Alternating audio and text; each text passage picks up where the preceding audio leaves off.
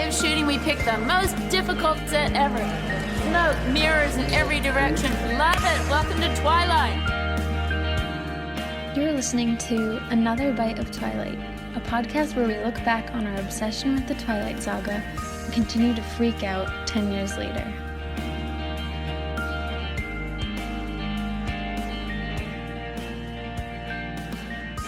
Hi guys. Hello! Welcome back. Welcome back, third week in a row. Woohoo! I hope you guys aren't sick of us yet. I know. I understand if you are. It's okay. I'm Kelly. I'm Mel. And this is Another Bite of Twilight. Yes, your one and only Twilight podcast. Mm-hmm. I hope. That would be funny if there was another one. Yeah. I hope not. So, how have you been, Mel? I've been good. I feel like I just saw you this weekend. Yeah. I saw you on Friday night. Yeah, we had a good night. We hung out. We got pizza. Mm-hmm. We then got drinks. We got drinks. We watched Peter Pan and I fell asleep. Yeah. Mel falls asleep every time she watches a movie, except when she watches Twilight. Yes, that's true. Mm-hmm. That's sweet. That's so sweet. I never fall asleep watching Twilight. How could you? I actually did fall asleep watching Eclipse with my friends. Mel! Yeah. You just let me lie right now. Well, I just remembered it because I was asleep for most of it. What? We, went to a bar, and then it was, 2 a.m. We went back, and they're like, let's watch Eclipse. I guess that is pretty late. Yeah, at so night. I fell asleep, and then I woke up, and they were fighting Victoria. Spoilers. Excuse me, we're only reading New Moon right now. Sorry, I don't mean to jump ahead. So, we're still talking about New Moon. But first, I wanted to read a little bit of Twilight news. This is kind of, I guess, a reoccurring thing in our podcast is there's always something new going on in the Twilight universe, even though Twilight is, I guess you could say, over. Or is it? I don't think it's ever over. No, it's not. Not for me. It's never over. So, apparently, this is the headline of an article, and there are many articles about it. Twilight rises again, this time as a concert tour. Oh, yes. what? I've heard about this. Twilight is coming back from the dead with a live concert that will tour the world. This is on businessworld.com. Back from the dead, excuse me? There is a Twilight podcast that many people listen to. Well, a few... I'm not saying the number. Not to brag. But anyway, the article goes on. Movie studio Lionsgate on Thursday announced that the vampire book and movie romance that had millions of hearts swooning is being adapted for an international live-to-film event. The Twilight in Concert Tour will feature a full orchestra performing the original movie score, timed to a screening of the first of the 5 Twilight films. So you can hear a real orchestra playing to the movie, I guess. The tour will begin in Brazil in August and be followed by stops in Australia and Britain.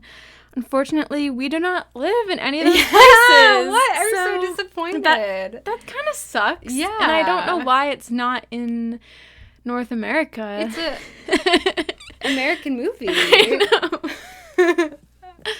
I don't know. Wait, what is it? Brazil, Brazil. obviously. I feel like Brazil loves Twilight. Brazil has the most fans of everything. Of everything. If you're listening from Brazil, which I think we do have some listeners in Brazil, actually. We love you guys. Thank you for supporting Especially. us. Yeah. No, but it's true. Every time there's a band or a show or anything. Their fans in Brazil are always so passionate. Come to Brazil. Yeah. It's such a thing. Yeah, so I guess I can see why. But then Australia, Britain. Ugh, what? Yeah, It's not come fair. on. Oh, well, I guess we have other things. But still, it would be cool to go to something like that. But whatever. If you guys do live there, I encourage you to go for some reason. I just think you should. Yeah. Go for us and tell us about it. Yeah. I wanted to talk real quick about Kristen Stewart's Met Gala look. Oh, yes. I know that by the time that this episode comes out, we're a little bit of ways away from that. But yeah, what did you think about it? So the theme was camp this year. And camp. I didn't love her look, to be honest. Yeah. Don't hate me. No, I didn't love it either. Camp is basically just like an over-exaggeration. Like, Yeah, I like think of over the it- top. Yeah, I think like Lady Gaga, Elton John, Nicki Minaj. Maybe a little tongue-in-cheek sometimes. Yeah. And she channeled David Bowie, I think, and she had like bleach blonde hair, and then it was dyed pink in the front, and then she had interesting eyebrow liner thing, like it was like bleach, and then she had like a sequins top with, oh, you guys know what she looked like, just Google it. Yeah, I wasn't crazy about it. I feel like it wasn't very campy besides the hair. No, the outfit was pretty elegant, actually. Yeah, Wasn't it Chanel? I think so. I almost feel like anybody could wear that and it would look pretty fancy, and the impression agree. was just, I thought it was just a very classic outfit. I feel like she was relying too Almost much Parisian. on her hair and her Yeah. makeup. I don't know. I mean, she looked cool. She looked badass as always. But it wasn't one of the best looks, probably. I was thinking she's never like wowed it at the Met Gala. Mm-mm. We've talked. we were texting a lot about this. And we said we were surprised that she even goes to the Met Gala. Yeah. Kristen Stewart, Kristen, if you're listening, we love you. Yeah, we love you. Rob, Stephanie, if you're listening, pass the message along. Yeah. But- Taylor, I don't think Taylor would listen to us. He might. I hope so. Anyway, she has always kind of shied away from the spotlight. So the Met Gala doesn't seem like something that she would go to me. Yeah. Where it's all about the spotlight. So she definitely likes fashion, but she has always kind of strayed away from the big, over-the-top, really dressing up to fashion. I mean, think of her wearing sneakers on the red carpet and stuff. And that was her own transgression or whatever, but I don't know. I just don't see her going to the Met Gala, so it's kind of weird to me that she does. Yeah. I want to do eventually a whole episode on Kristen Stewart. Who is she? Because she is an enigma to us. I don't really understand her. I mean, obviously we don't know any of these people, but I would like to contemplate it and just think about it. Just think about it. Yeah. Of course. All right. Well, let's get to it. So we left off on chapter 13 called Killer. Sometimes I think I might be a killer. Scared you in your house. That's a song by Phoebe Bridgers. She sings it better Insert a clip. than me. Insert here. Sometimes I think I'm a killer. I scared you in your house. I even scared myself by talking about Dahmer on your couch. But I can't sleep next to a body. I recommend that song. I recommend that artist if you're looking for music. Yeah, I think you guys would like her a lot. If you're missing Twilight music, I feel like she could have been on the soundtrack. I feel like this song definitely could have Yeah. been on one of the soundtracks. Oh my god. I think so. I think she fits right in. So in this chapter, well, we just found out in the previous chapter that Jacob is a werewolf, and What? yeah. Are you Yeah. and so now she's just processing it, and she goes to talk to him. She goes super early in the morning. Yeah, kind We're of talking weird. before sunrise, I'm pretty sure. It's still dark out.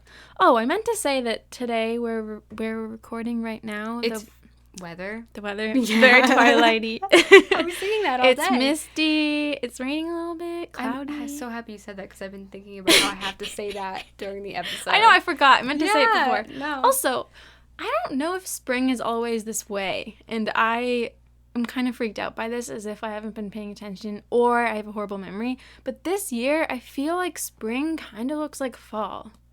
Have you seen that? Oh, yes. The leaves are Yellow. are So many different Some of them colors. are red. Yes. It looks like a kind of tamer It's version of fall. No, it really does. So it also felt very twilighty in that way. I think, like, the thing is, every time the seasons change, we live in Massachusetts, so we do have all 4 seasons, besides spring, sometimes, I'm always shocked by it. Me too. Like, once Every it's year. lighter, I'm like, what? I know. Every season, Yeah. it shocks you. And so, like, we had a lot of really rainy days, and then all of Yeah. a sudden it stopped raining for a little bit, and all the flowers and stuff were bloomed, and I felt like it was a different universe. Like, I really know. felt like we were living over the rainbow. Me too. It was so It's crazy. In Salem, there's so many trees with flowers on them. And I'm like, has it always been like this? Yeah. I want to say that 2018, 2019, I know we have global warming and stuff, but here, the weather's been pretty, the seasons have been awesome, I think. Like, we had a great fall. It was so beautiful.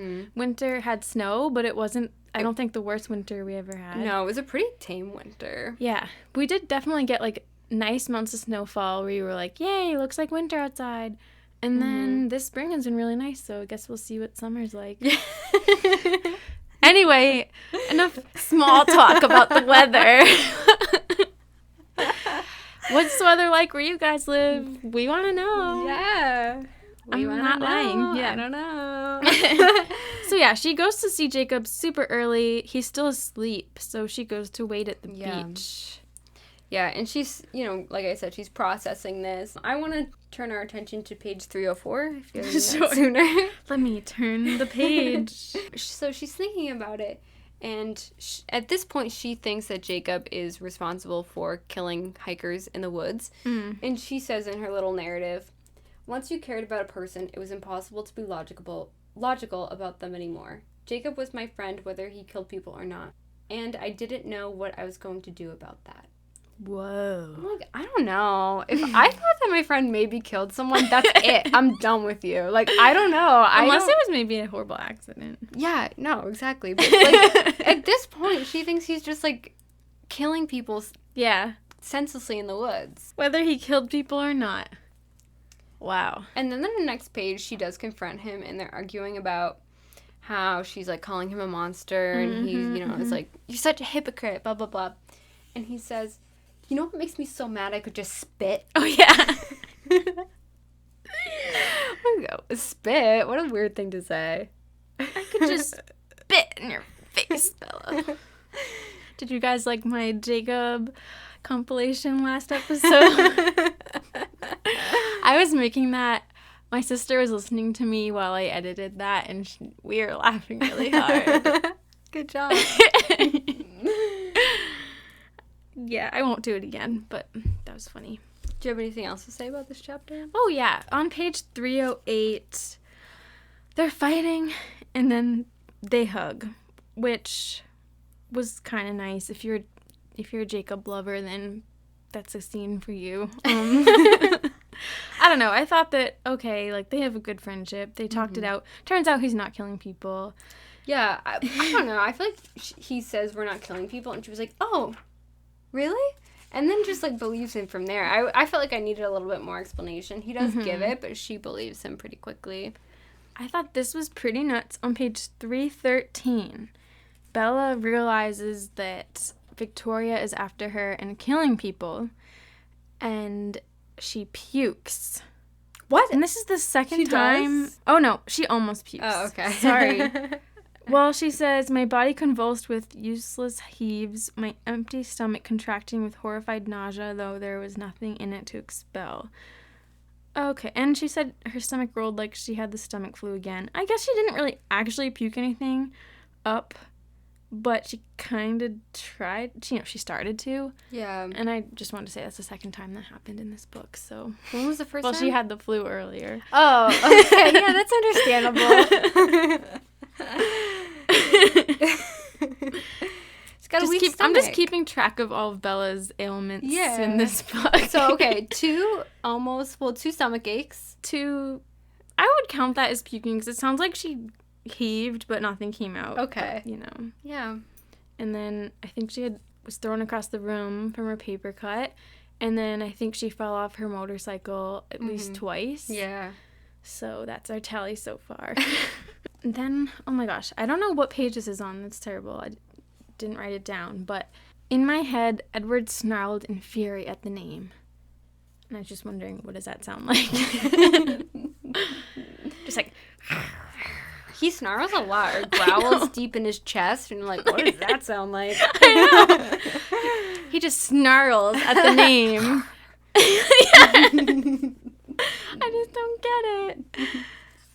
And I wrote, this is just a note, weird that Jacob, because he tells Bella that him and the pack can read each other's minds. And we talked about this last time, but it's just weird that he kind of has the same power in a way as Edward. Yeah. What are the odds? And then he's shocked to find out that Edward has that power, and it kind of pisses him off. Yeah. He talks about Edward on page 321. Here, he's just very bold. You know, he knows that Bella doesn't like to talk about him, but he's kind of given up on that. I know. I had the same note. He says, "You're still pretty unhappy, aren't you?" he murmured. I nodded, staring unseeingly into the gloomy forest. Did you ever think that maybe you're better off? I inhaled slowly and then let my breath out. No. Because he wasn't the best. Please, Jacob, I interrupted, begging him in a whisper. Can we just not talk about this? I can't stand it. Just like, come on, Jacob. I know. Come on, Jacob. Yeah, I wrote on page 320 basically the same exact scene. He keeps calling Edward bloodsucker, even though she said not to. Which, yeah, that happened. And then he says, oh, sorry, I forgot. You don't like saying his name on the bottom of 320. And Bella's like, wow, how do you know me? He says, oh, you mean Edward? Oops, sorry, I forgot. You don't like to say his name or hear it. I squeezed my midsection, trying to ignore the throbbing around the edges of my chest. Not really, no. How do you know me so well, Jacob? Sometimes it's like you can read my mind. That just bothered me for some reason, because if he knows her so well, then why does he keep doing the things that upset her too? Like calling him bloodsucker and just, like you said, being like, he wasn't that great and blah, blah, blah. Yeah. Like, she's so amazed that he really knows her, but he also purposefully says things that he knows are going to upset her. Yeah. So, I don't mean to be, like, really anti-Jacob, so if it's slipping out, I'm sorry. well, you know what? He does call her honey a few times in this chapter, too. He's very forward. He's getting really confident now that he's been, inducted into this fraternity. The chapter ends where he's going to take her to the reservation and talk to the wolf pack, and he grabs her hand and squeezes it and says, here we go. Which I thought, that's so weird. He's like he's so physical. I know. Whatever. I guess it's a total contrast to Edward. Mm-hmm. The next chapter is called Family. It's chapter 14. Mm-hmm. So Bella goes to meet the pack. Yes. And do you have any thoughts on this chapter? I just have a lot of overarching things. Should I just say them and then maybe you'll have specific quotes to go along with it? Sure. So she meets Emily, who is Sam's fiance. And I wasn't trying to read this with like a feminist lens or anything. And I just feel like I need to explain myself before I get into this. That I'm not judging Stephanie Meyer, because I feel like I can't judge Stephanie without judging myself, because when this book came out, when she wrote it, I didn't think anything of this. So Stephanie and I were in the same place, I guess, back then. But I couldn't help but feel really unsettled by the Emily stuff this time reading New Moon. Me too. The fact that she got so brutally attacked by Sam.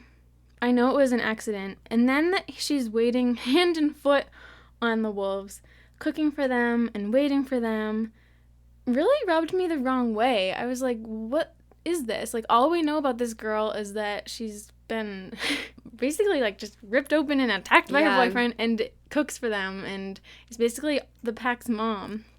And it was making me think, because Bella was kind of watching her and wondering, like, where would her place be in the pack and whatever.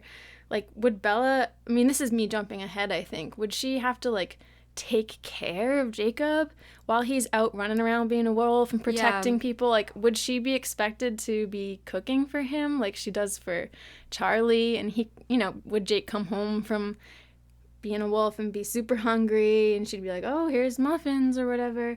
I don't know. It just really rubbed me the wrong way. And then I was thinking, well, Edward, like, takes care of her and people get mad about that, kind of. So I'm like, which one is right? Yeah. And I was just going back and forth, and I don't know. That's the main thing I was thinking about in this chapter. Yeah. I was thinking also about a lot of the other women in the tribe, and they're all kind of not like miserable, but like they all are in weak positions, I guess. Like Sue Clearwater, she's a widow, and then later on she's kind of there just as like the I don't know why I'm laughing. the girlfriend of Charlie. Yeah. And I guess they both are there for each other, but she's kind of like his emotional support through the whole like Bella like Switzerland thing, whatever. Yeah. And then Leah Clearwater, she's just always in misery, and we never get a happy ending for her. So I would have liked to see, like, a really strong character. I mean, I think Leah is very strong, but, like, a strong, triumphant female character in the tribe. You could say that Emily is strong, I guess, but I just don't get what we're supposed to think about this Sam and Emily thing. I guess maybe this is raising the stakes, like we always talk about, like, oh, there's no stakes in Twilight. It's not scary enough. Maybe this is supposed to be the stakes, like, oh, no, maybe Bella shouldn't hang out with Jacob. But it's never really taken too seriously, you know? I feel like we never get the scary scenes with Jacob that we do with Edward, kind of. Not that we have scary scenes, but Edward acts like, oh, that was too close, you got there, or I could lose control, blah, blah, blah. I don't know if you get what I'm saying, but... Yeah. I mean, I think it's a little bit hypocritical for us to think that, like, this big, like, horrible scar that she has on her face that happened after a really bad accident is any worse than Bella being thrown against the table and cutting her arm up earlier in the book. That's true. But I do think that people always criticize Edward and think that Jacob would have been a healthier alternative for Bella, and just because that this didn't happen to her as it did to Emily doesn't mean it wouldn't have if she chose Jacob. Yeah, and the crazy thing is that it happened when they got in an argument. Yeah. It was just like a small thing, and he got too mad or got too close, whatever, and that is kind of scary, because what if she got in a huge argument with Jacob? Yeah, who is very emotional. And her scar in the book seems way worse than they depict it in the movie. She says, the right side of her face was scarred from hairline to chin by 3 thick red lines, livid in color, though they were long healed. One line pulled down the corner of her dark almond-shaped right eye. Another twisted the right side of her mouth into a permanent grimace. So it almost looks like she had a stroke or something. Yikes. I could see that the scars extended all the way down her arm to the back of her right hand. Hanging out with werewolves truly did have its risks, just as Embry had said. You wrote, this life is just as toxic. Yeah, no, because people see choosing Jacob as choosing her human life and living a normal life, and this is not a normal life. You'd have to really control yourself around Jacob and not upset him. That'd be scary. I almost feel like Emily, it's like she's forced to just like cook for Sam, cook for everyone, and just like make them happy all the time. Yeah. Ugh. And we don't know. God. It's still unclear to us if, because Sam imprinted on Emily, if Emily automatically reciprocated those feelings, or if she's kind of just like obligated because he is in love with her. Yeah. I think it's either explained in Eclipse, Breaking Dawn, or the guide. Yeah. I can't remember which, but I think it is, but we'll get to that when we get to it. But so far, they haven't explained that, so... I did, in this chapter, I really liked Embry, random, but he is talking to Bella, and he mentions Laurent and, like, how they killed him. He's really nice about it. He, like, asks if, I mean, he does call, like, him a bloodsucker, which is fine, it's Laurent, whatever. But he asks if it's her friend and says, oh, good, I didn't want to start anything, you know, like, break the treaty. And it was just kind of nice that he was, like, making sure that, like, she didn't have a relationship with him. I don't know. Yeah, I thought that was nice, too. I also noted that initially Emily didn't seem that happy to meet Bella. She didn't smile at her, which I thought was weird. Like, what's your damage? But then she laughed and warmed up to her, I guess. Yeah, I noticed that, too. I feel like she was a lot more welcoming in the movie. Yeah, definitely. So, you're the wolf girl. No, so you're the vampire girl. So you're the wolf girl. I guess I am. Well, engaged to one. What did you write there? Oh, it doesn't matter. Just say it. So then at the end of this chapter, Bella is thinking about Edward and what if he was just like any other vampire and if he killed the humans and how would she feel about that? And she says this.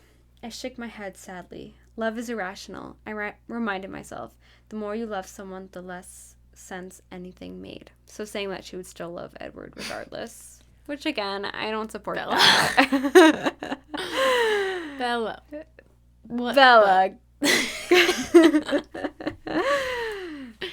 She's crazy. Yeah, I don't think Bella, like, sometimes, like, has much regard for human life. No, she doesn't. She's interesting in that way. Yeah.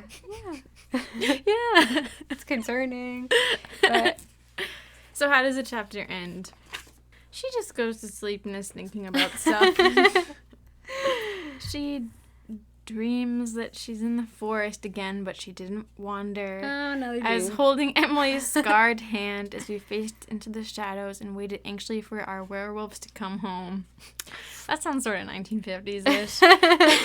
Yeah. Just waiting for the boys to come home. Yeah, what would you do? Just sit around all I day? swear I'm not trying to like point out that way. It's No. just there. You know, I do think that, I guess it's pretty different, you know, like Renee just does her own thing, but like also Bella just like cooks for Charlie all the time. Yeah. You know, like she's always taking care of him. Mm-hmm. Yeah, when she's at Jacob's house, I remember she said, I have to go feed Charlie. Yeah, yeah. It's like this obligation to feed the boys. She doesn't have to do that for Edward. True. Well, she could feed him. Oh. That's totally different, though. Oh my god. I really secretly always wanted that to would happen. become but the meal. whatever. So then we're brought to chapter 15, Pressure. Pressure. The titles, I think, add a lot of suspense, or they feel really dramatic. Yeah, exactly. Capital letters. It's spring break at Forks High School. Yes. Spring break. And this is a dumb note I had, but at my high school, we called it April vacation. Same, me too. Only college kids called it spring break. Me too. So I don't know what's up with that. I don't know if Stephanie forgot, or perhaps on the West Coast, high schoolers have spring break. I don't know. think that they have like April, February, December vacation like we do. I think it's different. Like I know that like in Maybe. a lot of southern states they have fall break. I don't know. Yeah, so weird.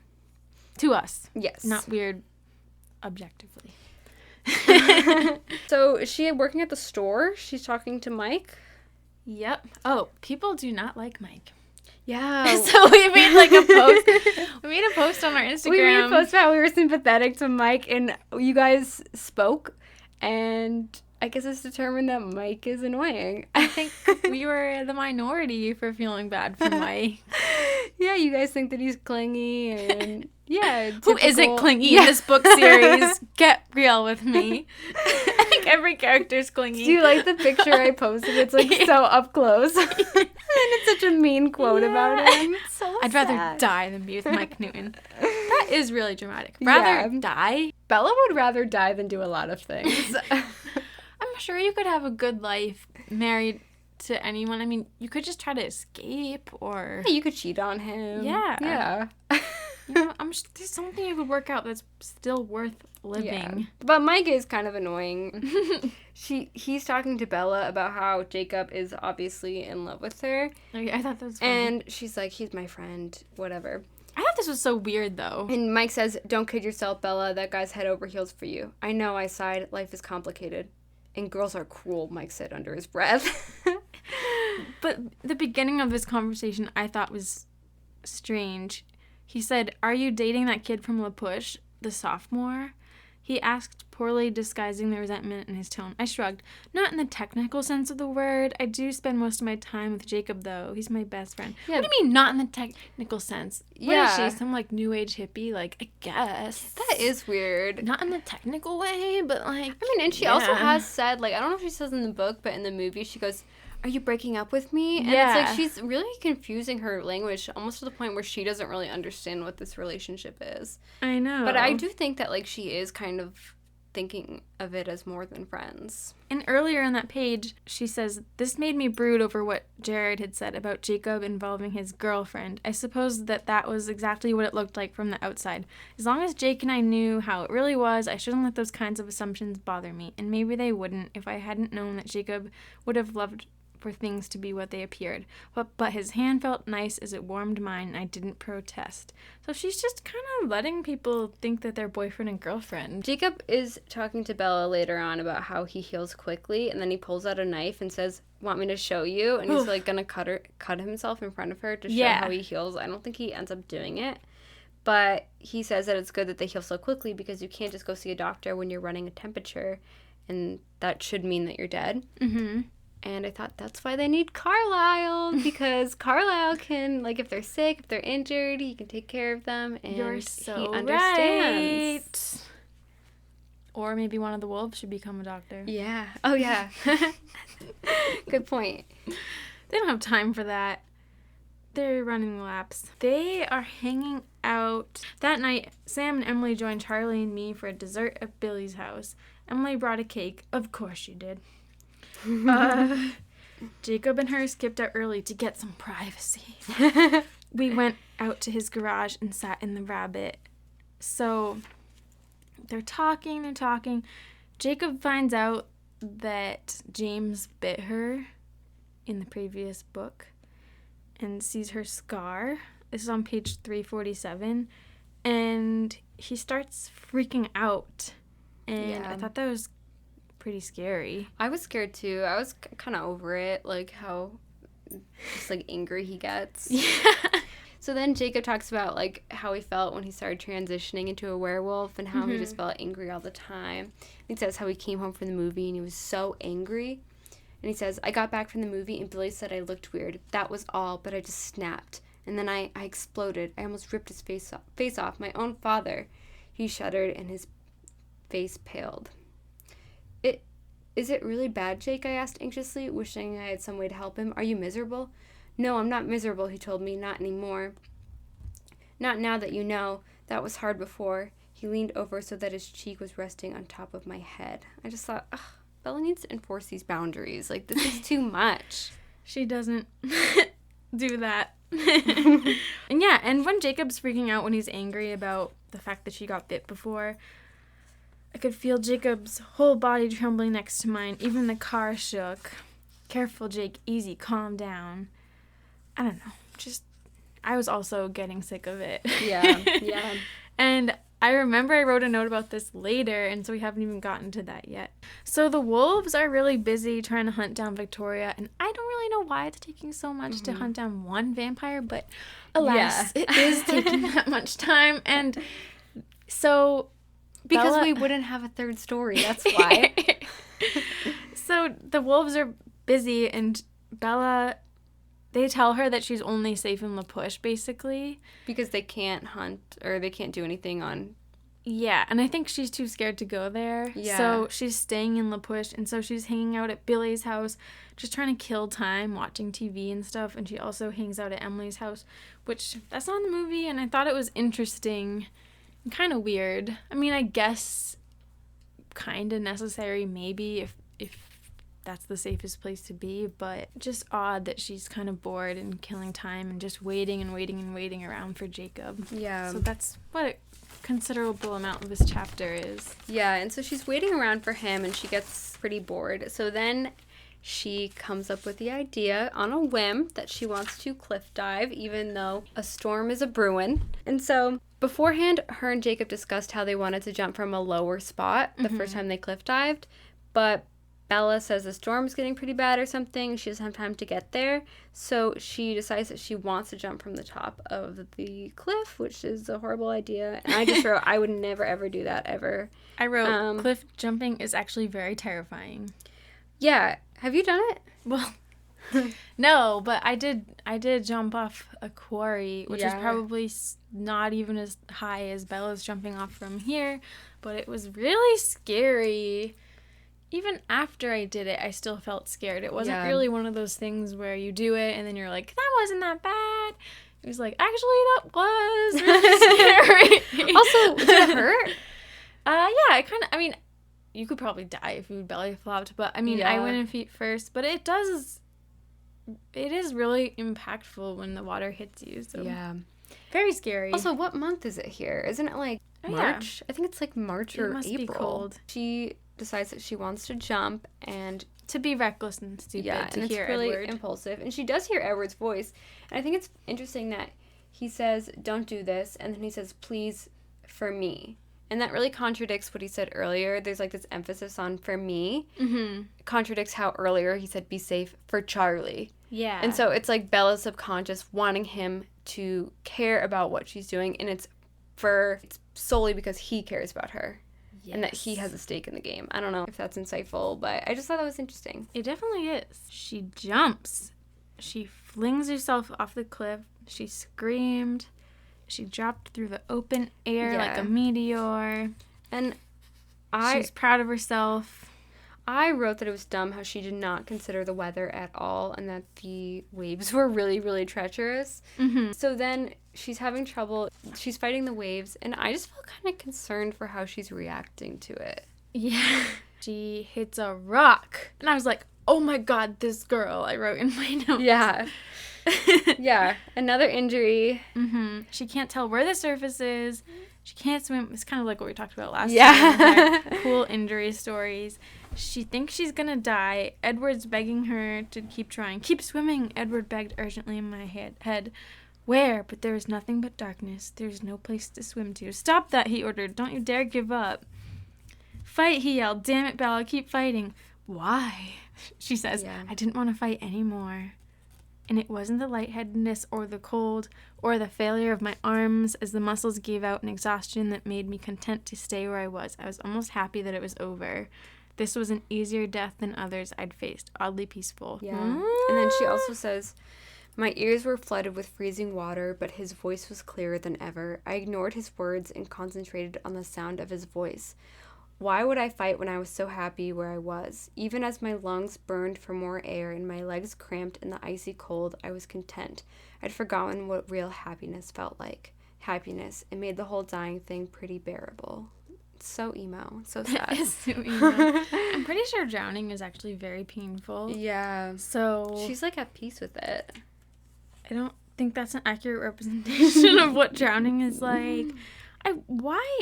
It's just weird. I know it tortures her, but she could just think about Edward whenever she wants to. I know she doesn't let herself, Yeah. but why do you have to wait till you're dying to let yourself think about him?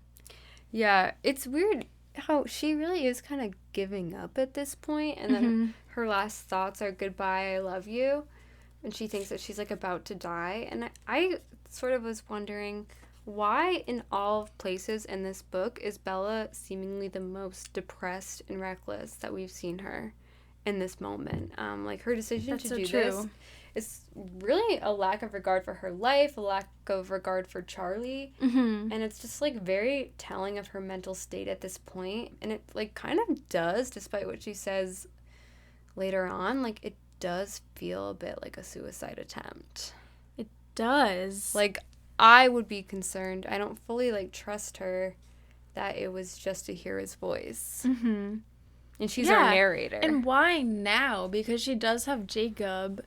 It's weird. She has Jacob, but for some reason being away from Jacob is driving her crazy. These times where she's hanging out at Billy's by herself, watching TV and stuff, she feels really restless. And that's kind of what prompts her to go cliff diving by herself.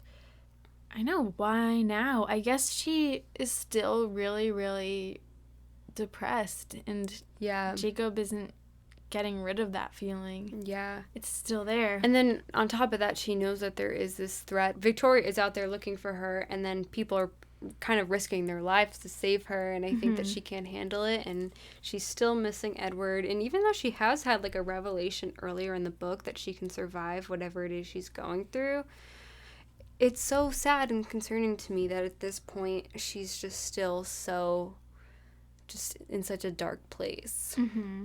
It's sad. I mean, I think it's understandable that she is, but Yeah. it's just not right that she's doing this. Yeah. But then, the book doesn't end. Chapter 16, Paris is the title. And it starts, "At that moment, my head broke through the surface. How disorienting. I'd been sure I was sinking." I remember the first time I read this book actually feeling a little thrown that she was still alive. I don't know why I thought she was actually dead. How could the series I know, go but on? there was such a long sort of Yeah. death scene in a way, and she was really accepting that her life was over. And then, Yeah. Still alive. I still don't really get how Jacob was able to pull her from the water. I don't know. Was he watching her the whole time? Does he say? No, he doesn't really. He was hunting Victoria at that time, and Victoria did jump into the Oh, water. well, yeah, Victoria's there. Because remember she thought she saw fire on the water Yeah, or something? yeah. And it was actually Victoria, which she doesn't realize till later. But I think maybe that's how he was led there. And then I thought it was interesting that she wonders if it's okay to sleep after almost drowning, and then she says, or was I getting drowning mixed up with concussions? And I just wrote, you probably have one of those too. Oh my god. Oh, Bella. Oh, Bella. And she says that she feels, quote, "a cruel stab of pain" when she realizes it's Jacob's voice she hears when she reemerges and not Edward's, which, Yeah. poor Jacob, I guess. Yeah. But as this chapter goes on, She's brought to Jake's house and is like bundled in a blanket and is lying there. she finds out about Harry Clearwater. Oh, yes. How he died. He had a heart attack. Yeah. R.I.P. Which sounded very heartfelt. Yeah. R.I.P. It is really sucky, though, that her dad is going... Because Harry Clearwater's her dad's best friend, or Yeah. one of his best friends, and that he's going through this same time Bella kind of almost dies. Yeah. Not good timing.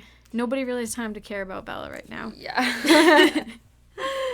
And she starts to feel really bad that she like just jumped because of that, I'm pretty sure. And then she starts thinking about kind of how she needs to get her life together, and she's actually in this part really considering Jacob.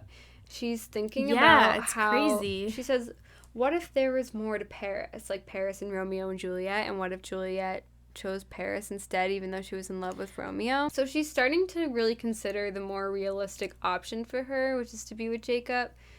And I thought this was interesting. She says, if Romeo was really gone, never coming back, would it have mattered whether or not Juliet had taken Paris up on his offer?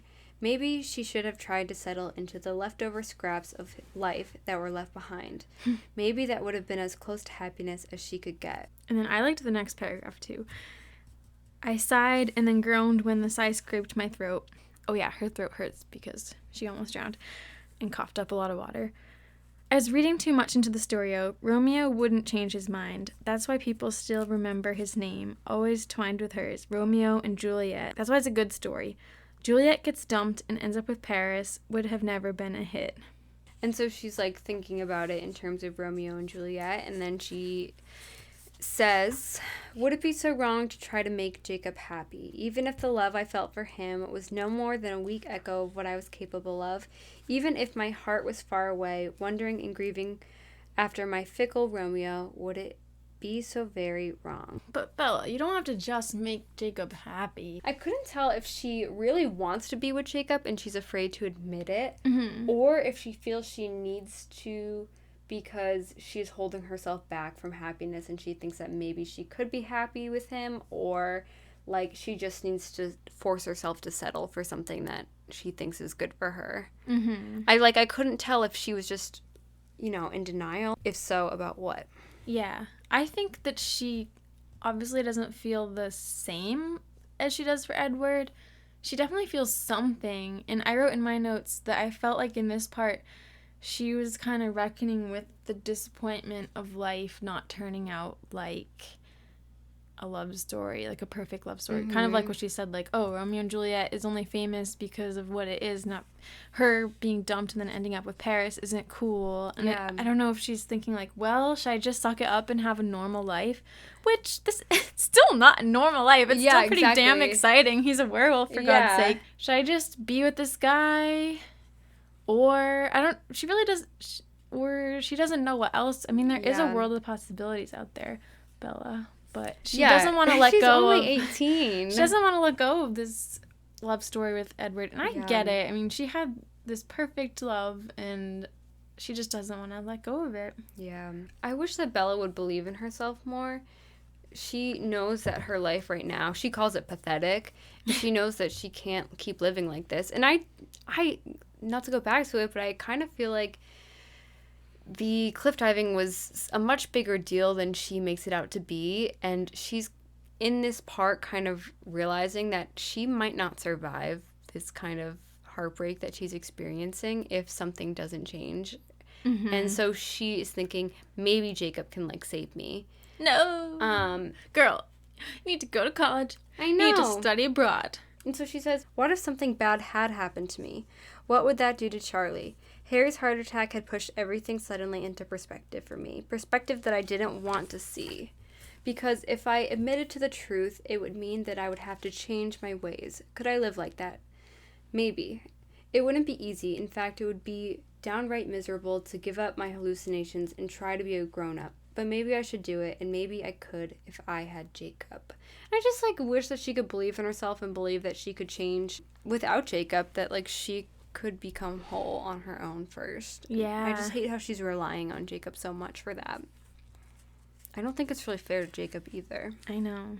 I did like that she was finally recognizing that her actions affected other people and regretting how reckless she had been. Yeah. It was kind of getting some perspective. Yeah. She could still zoom out a little more and get more perspective, I think, but this was a good step to a little more maturity, for sure. And I think that, so then in this chapter, Jacob drives her home, and I think, as happens in the movie, they almost kiss in the car. But then suddenly, she sees Carlisle's car, and this is where I got so excited. Yeah. Where the story picks up. Wait, should we read a little more about this almost kiss? Oh, okay. Jake pressed his warm cheek across the top of my hair. If I turned my face to the side, if I pressed my lips against his bare shoulder, I knew without any doubt exactly what would follow. It would be very easy. There would be no need for explanations tonight. But could I do it? Could I betray my absent heart to save my pathetic life? Butterflies assaulted my stomach as I thought about turning my head. And then, as clearly as if I were in immediate danger, Edward's velvet voice whispered in my ear. Be happy, he told me. I froze. And then all of a sudden, that's when Jacob notices there's a vampire. Yeah. And she sees Carlisle's car parked outside of her house. Yes, and he gets really upset here. I know he gets upset in the movie, but he starts driving away. And she says, no, I want to go back because that's Carlisle's car. And She yells, stop. Yeah, and he says, you can go back, but I'm not going to. So she actually gets out of the car and walks back. And if Jacob really thinks that that's a trick, then that's pretty shitty that he just, like, made her walk back alone at night. No, take yourself back, Bella. Yeah. His voice was a slap. And he says, I really hope you don't die. Like, if you really hope that, wouldn't you go with her? What a dick. So she walks in the house, and this is pretty scary. Yeah. It's dark. This is actually the moment when she realizes she saw Victoria in the water at the same time, which and she starts thinking, oh shit, maybe this is a trap. And when she walks in the house, it's pitch black inside. Why doesn't Alice turn a light on? I know! It's the same in the movie. And she's feeling around for the light switch. The light flicked on, though my frozen hand had still not found the switch. Scary. I blinked into the sudden light and saw that someone was there waiting for me. So intense. Dun, dun, so dun. much suspense. But, oh my god. I just gotta say that from here on out is quite a ride. Yes. Oh my god. So this is called Visitor. And, oh my god. Guess who the visitor is? I sounded like such a nerd. It's Alice. Yeah. She's there. Alice, oh, Alice, I cried and slammed into her. Bella? Yeah. Alice is there. I just gotta say, I really like Alice in the books. Yeah, me too. Even more than the movies. I do too. So, Bella starts crying because she hasn't seen Alice in forever.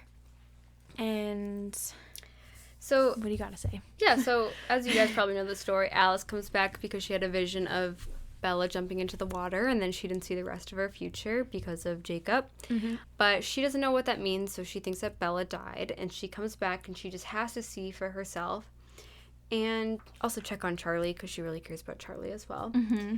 And I think what's interesting here is that she reveals that, well, I'll just quote it. She says to Bella, "I told him that this would happen, but he didn't believe me.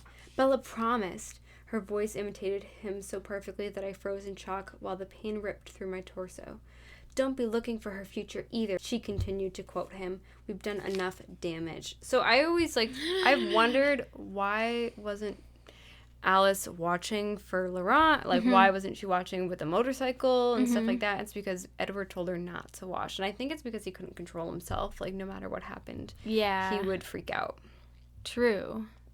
And he probably didn't want to know, really. Yeah. She sees her getting married to someone else. Yeah. Or like you said, she's supposed to have a normal life. If she was going to come down with an illness or something, the Collins just can't just show up and be like, "We saw that you're going through this life event. We want to be..." Yeah, exactly. If he really wants to cut himself out of her life and have distance, then he can't, know what's going on. But to backtrack... I think it's interesting that she said, "I told him this would happen." So, did she think that Bella would try to kill herself I guess so. if they left? I think it's kind of weird that she would say that. Maybe she said, "Edward, I'm concerned about her. What will happen?" Yeah. I mean, eventually she's going to die. She might... Well, she probably was thinking it, and Yeah. Edward just heard her thoughts. It's kind of crazy that she would jump to that conclusion that she might kill herself, but... Yeah. Mm-hmm. It's not far off, honestly. Yeah. I mean, we see Bella through first person, maybe through third person. Alice can see that they're super attached to each other, so maybe it did cross her mind. Geez, is Bella gonna be safe if they break up? Yeah. Safe from herself? And so then they reconnect, and Bella tells her the whole story. Alice says, "You look like hell, Bella. I drowned today," I reminded her. "It goes deeper than that. You're a mess." Yeah, I have that I flinched. too. "Look, I'm doing my best." "What do you mean?" "It hasn't been easy. I'm working on it." She frowned. "I told him," she said to herself. "Alice," I sighed, "what did you think you were going to find? I mean, besides me dead, did you expect to find me skipping around and whistling show tunes? You know me better than that." "I do, but I hoped." And, I thought that, I don't know, every time we see an outside glimpse at Bella, I just love it. I don't know why. I just love seeing what other people say about her, just because we can't see since we're in her own head. Crazy that Alice can just tell that she's a mess. Yeah. And I also liked the part where she said, "Look, I'm doing my best." Yeah. Sad. What's sweet about Alice coming is it shows that she really does care for Bella, but she also wants to respect Edward, so she says, "Well, I guess I acted impulsively today. I probably shouldn't have intruded." So she feels kind of bad that, she kind of messed up Edward's plan. But she did the right thing, I think. Then Jacob calls, and Then Jacob calls. and he says, "Just making sure you were still alive." "I'm fine. I told you that it wasn't. Yeah, I got it. Bye." And then he hangs up. He sounds disappointed to hear that she's alive. He wanted to be... I mean, I think it was nice that he was checking. But then he's clearly pissed. pissed. Yeah. I think what's also interesting is that in the movies, I didn't know this. I mean, I've read this book before, but it's been so long, that Alice doesn't realize that she can't see the wolves Yeah. in her future. So she puts two and two together. Here. And she confirms that she was the one in Alaska, which is a mystery that you left hanging for me last episode. You couldn't guess it. I couldn't guess it. I don't know why. You're I was who? guessing- Jasper? I think I guessed everybody but her. And she also was doing some research into her background. I think I'm skipping ahead, but she tells Bella about it. And I thought it was really interesting how she finds out that she had a sister, and then she finds out that her niece, her sister's daughter, is still alive. Yeah. And she goes to her grave for where she was buried in quotations. And I think it's kind of sad that these people really loved Alice. I know. Human Alice, and then mourned her loss. It's so And, sad. They might be praying to her or something, and she's not even aware of it. That actually did kind of make me think that they do lose their souls, because she has no connection to these people who mourned her and have a memory of her. Oof. It's like a completely different person, and that person that she once was just disappeared. Yeah. That person does not exist. It is Just- kind of freaky. Just the image of her, like, standing over her grave. And I think it's, like, it's really, she seems really sad when she's telling Bella about this. Like, you're standing over a grave of someone who you are. And you don't even, it doesn't really mean that much to you. Oh my God. It's like a different person. I thought that was really sad. And I think it would have been a cool, you know how I don't know, there's probably no time in the movie, but we get that with Jasper and Rosalie, kind of Carlisle. We don't get that with Alice. I think it would be cool to see her. Yeah. But maybe it's not necessary. Well, a big difference between the movie and the book is Alice shows up and then everything happens so quickly. Yeah. Like, Jacob comes in, and then Edward calls, and then they go to the Volturi, and that's it, and she just leaves. But here... In the book, actually, she stays. She stays, they have a sleepover, she talks to Charlie, and there's this really moving scene with Alice. I wanted to read and about Charlie. that, actually. Yeah, it's so sad. I wanted to start here on page 395. I woke early from a deep and dreamless sleep. She's on the couch, Bella. I don't need to read this whole part, but I laid out, she had blankets out for Alice, even though she didn't sleep. I don't know what Alice did all night, but she can hear Charlie and Alice talking in the other room, and Alice says, "How bad was it, Charlie?" And Charlie says, "Real bad. Tell me about it. I want to know exactly what happened when we left." "I've never felt so helpless," Charlie began slowly. "I didn't know what to do. That first week, I thought I was going to have to hospitalize her. She wouldn't eat or drink. She wouldn't move. Dr. Gerandi was throwing around words like catatonic, but I didn't let him up to see her. I was afraid it would scare her. She's not bad of it, though. I had Renee come to take her to Florida. I just didn't want to be the one if she had to go to a hospital or something. I hoped being with her mother would help. But when we started packing her clothes, she woke up with a vengeance. I've never seen Bella throw a fit like this. She was never one for tantrums, but boy, did she fly into a fury. She threw her clothes everywhere and screamed that we couldn't make her leave. And then she finally started crying. I thought that would be the turning point. I didn't argue when she insisted on staying here, and she didn't seem to get better at first." I thought that was so interesting because we don't see that in Bella's I point of view. know. I had no idea that Yeah. they had tried to get her to go to Florida. Yeah, and that Renee had come. And I can picture it, like her throwing her things and being like, Yeah. I'm not going. And it's so sad, and I feel like it makes Bella seem so real. Yeah, and it's so sad because it shows how in such a fog she was that she was doing this, and she was just a zombie. Like, she wasn't even aware. Or not even aware, but it's like she doesn't even want to admit to herself that she, like, threw this tantrum. Yeah. It shows that she's a bit of an unreliable narrator. And then Charlie goes on to say how she stopped reading, she wouldn't be in the same room when the TV was on, that they hardly talked anymore, that he was afraid to say something that would upset her, and that she was alone all the time. It's just so sad. really I hard think to read. What he said to Alice was really sad when he said, "I just didn't want to be the one, ... if she had to go to the hospital." It almost sounds like I didn't want to be the one to find her if something really bad happened. Poor Charlie. Yeah. I feel so bad for him in this scene. My God. And then he says to her, Alice says, "I'm so sorry, Charlie." And he says, "It's not your fault." The way he said it made it perfectly clear that he was holding someone responsible. So Charlie really blames Edward for this, and I understand that. So Charlie asks Alice if Edward is going to come back, and Alice says, "He doesn't even know I'm here. The last time I spoke with him, he was in South America." "That's something at least," Charlie snorted. "Well, I hope he's enjoying himself." For the first time, Alice's voice had a bit of steel in it. "I wouldn't make assumptions, Charlie." I knew how her eyes would flash when she used that tone. So, it's interesting. I don't know. She sticks up for Edward there. Yeah. No, I liked that part. I underlined it too. And then, on page 400, we find out what all the Collins were up to. I mean, we just learned that Edward was in South America, and we don't really know why yet, but Alice tells her what everyone else has been doing. I thought this was so cool. Yeah. And they don't say it in the movie either, and I totally forgot. Carlisle was working nights in Ithaca and teaching part-time at Cornell.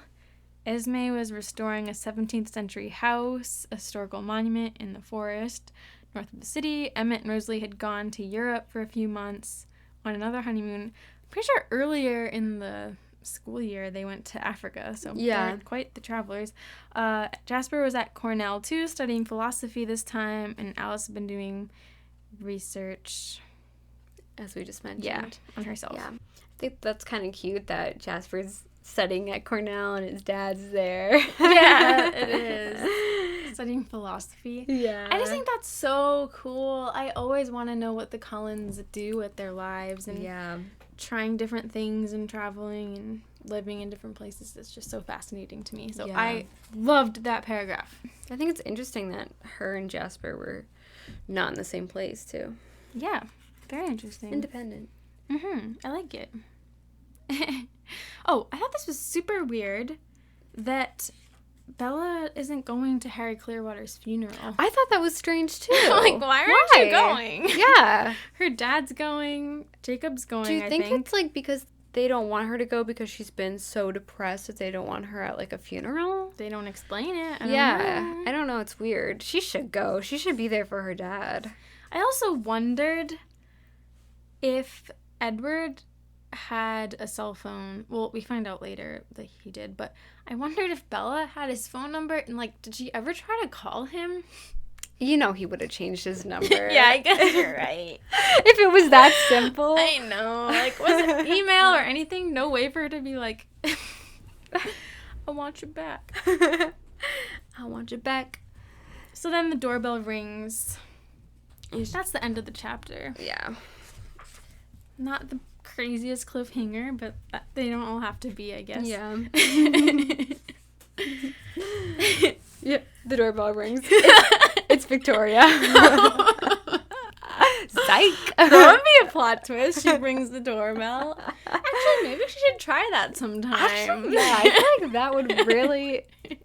Like, I would totally fall for that. I would not expect it. That'd be so creative. She should dress up as the mailman or something. Yeah. Oh my god. Why doesn't Has she tried that? Oh my god, we should have consulted her. I mean, she should have consulted us. Yeah. So, chapter 18, the funeral. Ooh, this sounds dark. Ooh. Oh my god, is someone gonna die? So, yeah, I my first note is, why doesn't she go to the funeral? That's weird. Yes. Very weird. Jacob shows up, and he's standing in the doorway, and he doesn't know if he should go in or not, and he looks over his shoulder at his friends who are waiting in the car, and Bella says, chicken. And then Jake's eyes flash back to me, which he is kind of a chicken. And so then he's, like, being all mopey and moody and kind of making her choose between Alice and him. He says, I'll miss you, Jacob whispered, echoing my thoughts. Every minute. I hope she leaves soon. It really doesn't have to be that way, Jake, he sighed. Yes, it really does, Bella. You love her, so I'd better not get anywhere near her. I'm not sure that I'm even-tempered enough to handle that. Sam would be mad if I broke the treaty, and his voice turned sarcastic. You probably wouldn't like it too much if I killed your friend. It's like, oh god, why are you so extreme? I know! I'd hate if someone said that to me. That is extreme. What the heck? I wrote, I'm getting really sick of Jacob shaking/trembling all the damn time. Yeah. Because we can't say everything, but he's been shaking in so many of these scenes. Yeah. When he gets angry, he starts to Yeah, which is scary. quiver a little bit. This whole time, Bella's scared that Alice is going to leave again. Mm-hmm. And she says to herself, Alice was back for the moment, but that changed nothing. True love was lost forever. The prince was never coming back to kiss me awake from my enchanted sleep. I was not a princess after all. So what was the fairy tale protocol for other kisses? The mundane kind that didn't break my spells.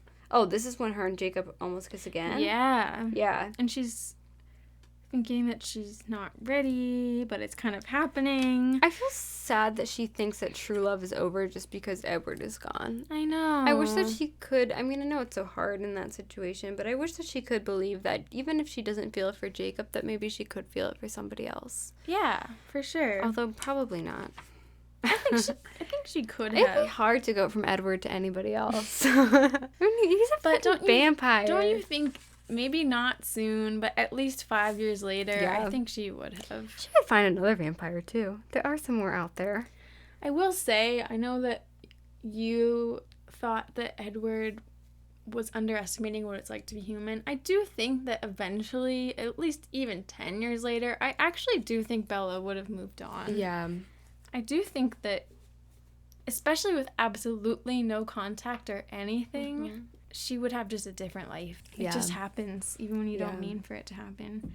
But yeah, her and Jacob are almost gonna kiss here. Jacob began to bend his face toward me, and I was still absolutely undecided. Yeah. It's And kind of then stressful. the phone rings. Phone rings. And Jacob picks up. Swan residence. Why did he answer? I know. And he says, he's not here. Jacob said, and the words were menacing. Ugh, I said. And then he said, he's at the funeral. And then Jacob hung up the phone. Filthy bloodsucker. Who did you just hang up on? I gasped, infuriated. In my house. And on my phone. Easy, he hung up on me. He? Who was it? He sneered the title. Dr. Carlisle Cullen. Why didn't you let me talk to him? He didn't ask for you.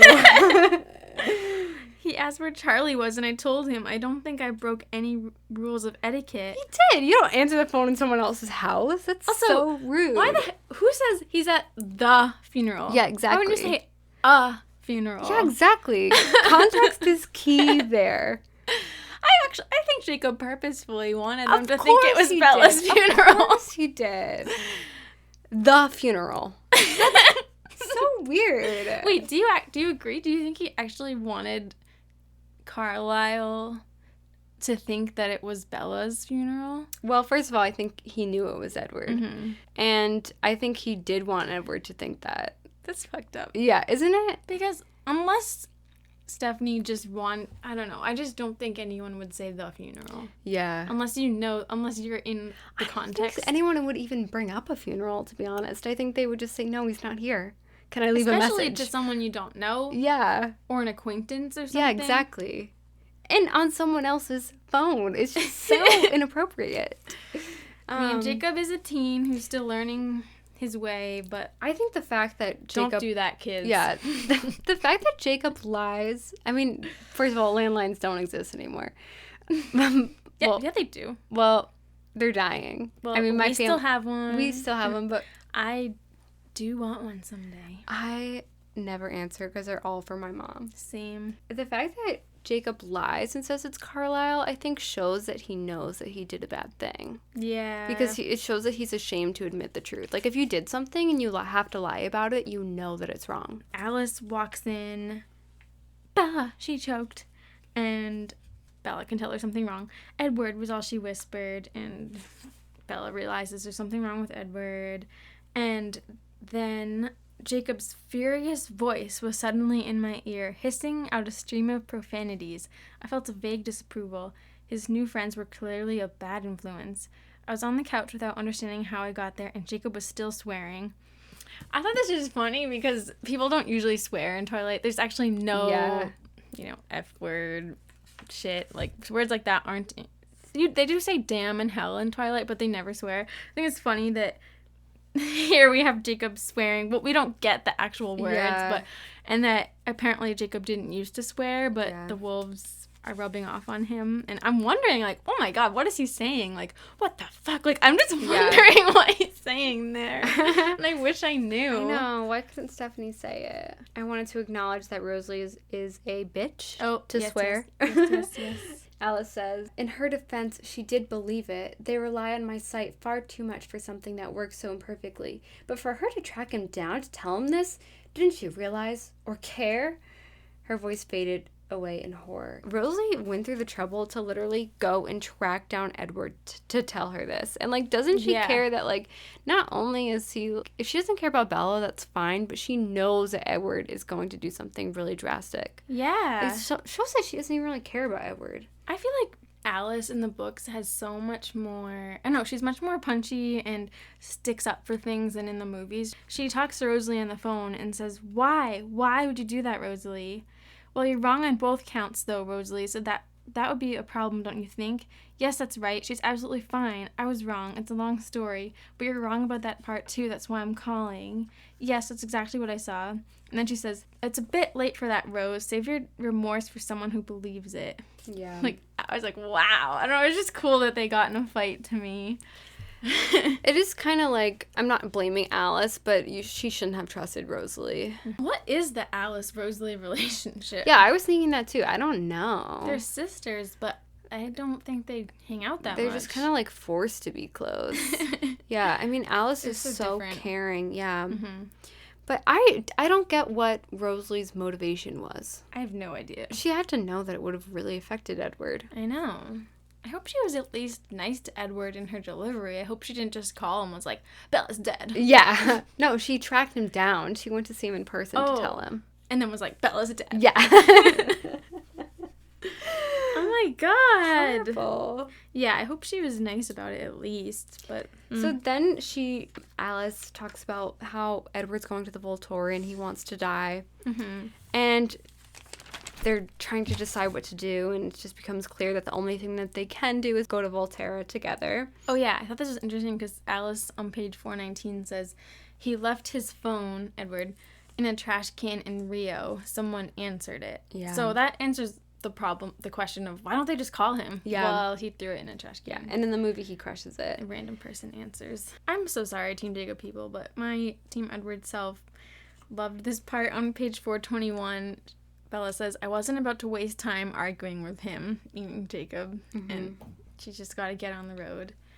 And Alice says, you're right, dog, to Jacob. She's way more feisty in the books. Oh, and Jacob says that they were busy hunting Victoria, and in another insult to Jacob, Alice says, then why is she still hunting?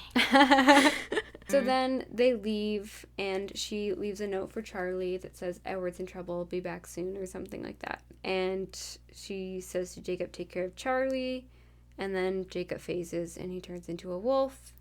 And as they're leaving, Bella catches a glimpse of a piece of a shoe on the street, and I just thought, Jacob cannot afford any more shoes. They said earlier in one of the scenes that it was his last pair of shoes. Now he's going to be barefoot. Yeah, and so this is really a problem. Probably the biggest problem in the whole book. Yeah, I mean, someone needs to lend the poor guy some shoes. All right. Chapter 19. Oh my god, how are we going to fit all of this into one episode? So then the next chapter is called Race, and they're on their way to Volterra. Yep, they go on a flight to New York, then Yes. Italy, which I thought was interesting. Also, there was a guy listening to their conversations, Yeah. which I thought was very interesting, and I Yeah. wondered what was up with him. I mean, it's never really brought up again, but... I think it's probably just curiosity. Yeah, my mind was getting a little carried away. Yeah. I was like, ooh, maybe it's a vampire hunter. No. I don't think that even exists in this universe. But I mean, they're having such an intense conversation, and it's so specific. Like, they're talking about when you get there under, like, the sunlight, and they refused him, and it's just so much. And I was like, now what happened? Yeah. Yeah. And then Alice is just, like, looking off, and then she's like, this happened. Like, yeah. I think Elsa has, like, her eyes closed, and she's just trying to track Edward's decisions. Yeah. It's pretty tense. Yeah. 'Cause Edward keeps changing his mind. She had a vision that Edward he decided he was going to hunt and go and kill people Yeah. to provoke the Volturi, so they will kill him. But then he changed his mind. Yeah. I just thought, like, people always criticize Bella for being so dependent on Edward and just, like, so upset. And just that she's not a healthy role model for women, but Edward is, like, way worse off than she is. And, like, he's literally going to kill himself. I wonder if people are concerned for Edward. I feel like People are not concerned enough for Edward. No, people don't worry about, like, his mental state. And I think it's probably because he's a vampire and just, like, so powerful, but no one cares about him. Edward. Yeah. I mean, maybe he should go to therapy. He should. So that's all I had for that. I do think it's interesting that we see this whole flight because in the movie they just get there so quickly, and I'm like, how did they get there? And Alice does explain that it's faster than running. So, and this does make you feel very anxious because it feels like the flight is taking forever, and Edward's already moving so fast. Yeah. And it's stressful. There's no guarantee of what's going to happen. Not only are they going there to save Edward and they're not sure if they're going to get there on time, but there's a chance that they could die too. So Jasper actually, he wants to join them, and Alice says, no, like, it's going to be okay. We don't need you, because she doesn't want to put his life in danger too. Yeah. And also Bella at this point still believes in everything that Edward said when he was breaking up with her. She hasn't really fully accepted yet that the truth that, like, he loves her, and she just doesn't get it. She thinks that Edward feels guilty. Then they get to Italy. They get to Florence, and then they have to drive to Volterra, and Alice steals a car, which is pretty crazy. I feel like we kind of gloss over that Yeah. detail, like, oh, she stole a car, but that's a pretty serious crime. You know what's... Wait, one thing I wanted to say before that is Alice talks about how she wants to turn Bella into a vampire. And she goes, it's so ridiculous that Edward doesn't want to. Maybe I should just do it myself. And this gets Bella all excited. And with or without Edward, she wants to be a vampire. I know, that's pretty crazy. And she says, if Alice made good on her promise, and if she didn't kill me, then Edward could run after his distractions all he wanted, and I could follow. I wouldn't let him be distracted. Maybe when I was beautiful and strong, he wouldn't want distractions. And I just thought that that was interesting, because she's equating why Edward didn't want her was that she wasn't beautiful and strong enough. And I don't know, the way that she phrased this, it almost sounds like by distractions, she thinks that Edward wants to be with someone else. Yeah. Like, it's like... With his whores or something. Yeah. It's like, oh, maybe if I was beautiful and strong, like, he wouldn't want anyone but me. Yeah, no, that's how it sounds. Like, he's like I don't know, he's... a womanizer or something. She doesn't get this it. man that runs off and then comes home to her and then goes Yeah. back out with her, just his distractions. Yeah, what does she think his distractions are? I know. I think that's what she thinks it is I know. other vampire women. Do you think that Alice's visions could be counterproductive? Like, if she sees that they're going to live in any fight, it would, like, would that make you fight less hard? Maybe. If that makes sense? Possibly. So then back to them stealing a car. I just love the line, how strongly are you opposed to Grand Theft Auto? So then they arrive at Volterra, Yes. and that is the name of the 20th chapter. Yes. And so they get there, and it's very stressed. You can feel how narrow the streets are as they're driving. There's a big crowd. People are really mad. When they get to the city, Alice pays the traffic guard a, quote, $1,000 bill. It's not I even... wrote, does that even exist? It's... Yeah, I don't know. And well, it'd probably be euro, but does that exist? well, it's actually more than $1,000. It's a big wad of cash, and on top is $1,000. But she says $1,000 bill. Yeah, I don't think Which that exists. Doesn't exist. Also, I would not believe that that was real if someone handed me that much cash. Especially because $1,000 bill isn't real. Yeah. Yeah. It's paper money. I would be... Well, maybe she assumes that in a foreign country they don't know that. But anyway, she pays off the traffic guard and they let them into the city. They're not sure if they're going to make it to Edward. Yeah. But she sees him. Bella has to get out of the car and run. Yeah. Because it gets too crowded since there's a festival going on in the city. Yeah. The St. Marcus Festival. Mm-hmm. Which, this is jumping ahead, but apparently the festival's about a guy that got rid of the vampires, but it's actually Marcus who is a vampire now. Yeah. He's in the Volturi, and we meet him later, but it's kind of crazy. It's, like, ironic. Mm-hmm. So then Bella sees Edward. She runs against him, and she's holding on to him, and she's telling him that he has to move. He has to move. It's freaking out at this part! And he thinks he's in heaven. He's taking a while to process it. He was actually standing in an alley, which I thought was interesting. Yeah. In the movie, he's, like, sitting Under on the steps. yeah. And there's this whole part about a family, and there's, like, this little girl watching him. Yeah. And it's so stressful because he's about to step into the sun, Yeah. and this little girl's really watching him, and you think Which that kind of she's happens in the movie. gonna witness, this happening. So then he realizes that it's Bella, but as he realizes it, the Volturi show up. Can I describe what Edward looks like? Yeah. Here's Stephanie Meyer going crazy with the Edward descriptions. Edward stood motionless as a statue, just a few feet from the mouth of the alley. His eyes were closed, the rings underneath them deep purple, his arms relaxed to his sides, his palms turned forward. His expression was very peaceful, like he was dreaming pleasant things. The marble skin of his chest was bare. There's a small pile of white fabric at his feet. The light reflecting from the pavement of the square gleamed dimly from his skin.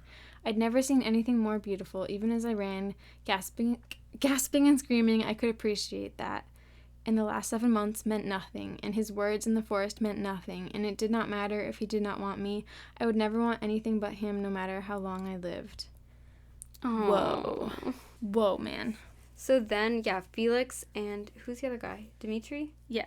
They show up, and I thought I was missing a page or something because instantly Edward is pulled back into reality, and he's very calm, and he is like, greetings, gentlemen, and he just like fully now accepts that Bella is next to him, and he doesn't really have time to process right away. But he's acting like it's normal very quickly. Yeah, he goes, I'll be right behind you. Bella, why don't you go back to the square and enjoy the festival? He's trying to remain calm as possible. Wait, I wanted to say something before all of this, though.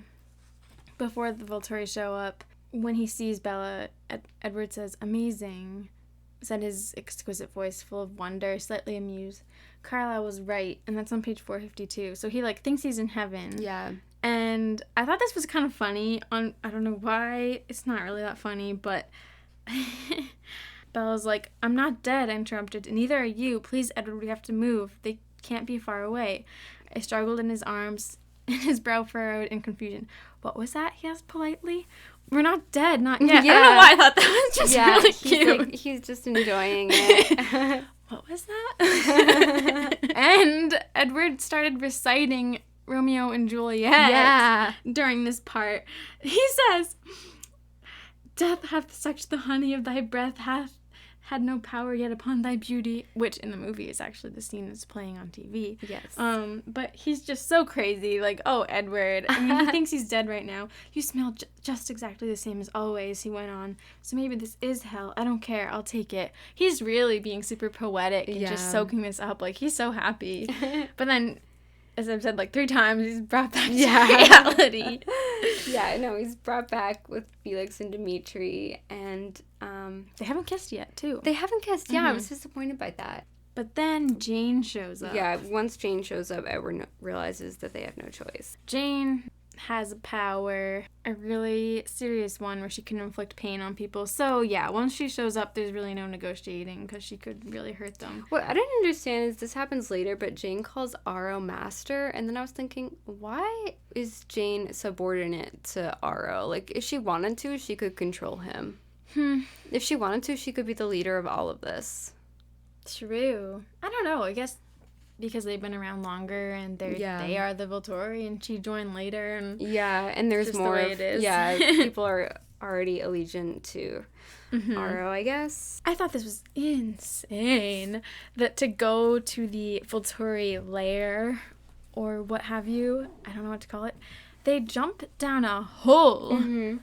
Which is not what happens in the movie. They kind of just walk into a building. But they jump in a hole, and then they're in a tunnel. And they're underground, and it's freezing down there. They're really in the sewers. I feel like before they did reference them as being in the sewers, and I was like, ha ha. But, like, no, literally, they're below the city. Yeah. I think it's kind of dark and grimy. Scary. I'd be kind of scared to jump down a hole. I totally forgot about that. So, and I thought it was really cute. Oh my god, this is when I start obsessing over Edward. She's really cold. Edward has his arm around her, and then he realizes it, and he lets go. And she goes, no, I chattered, throwing my arms around him. I didn't care if I froze. You know how long we had left. His cold hand chafed against my arm, trying to warm me with the friction. So cute! I know.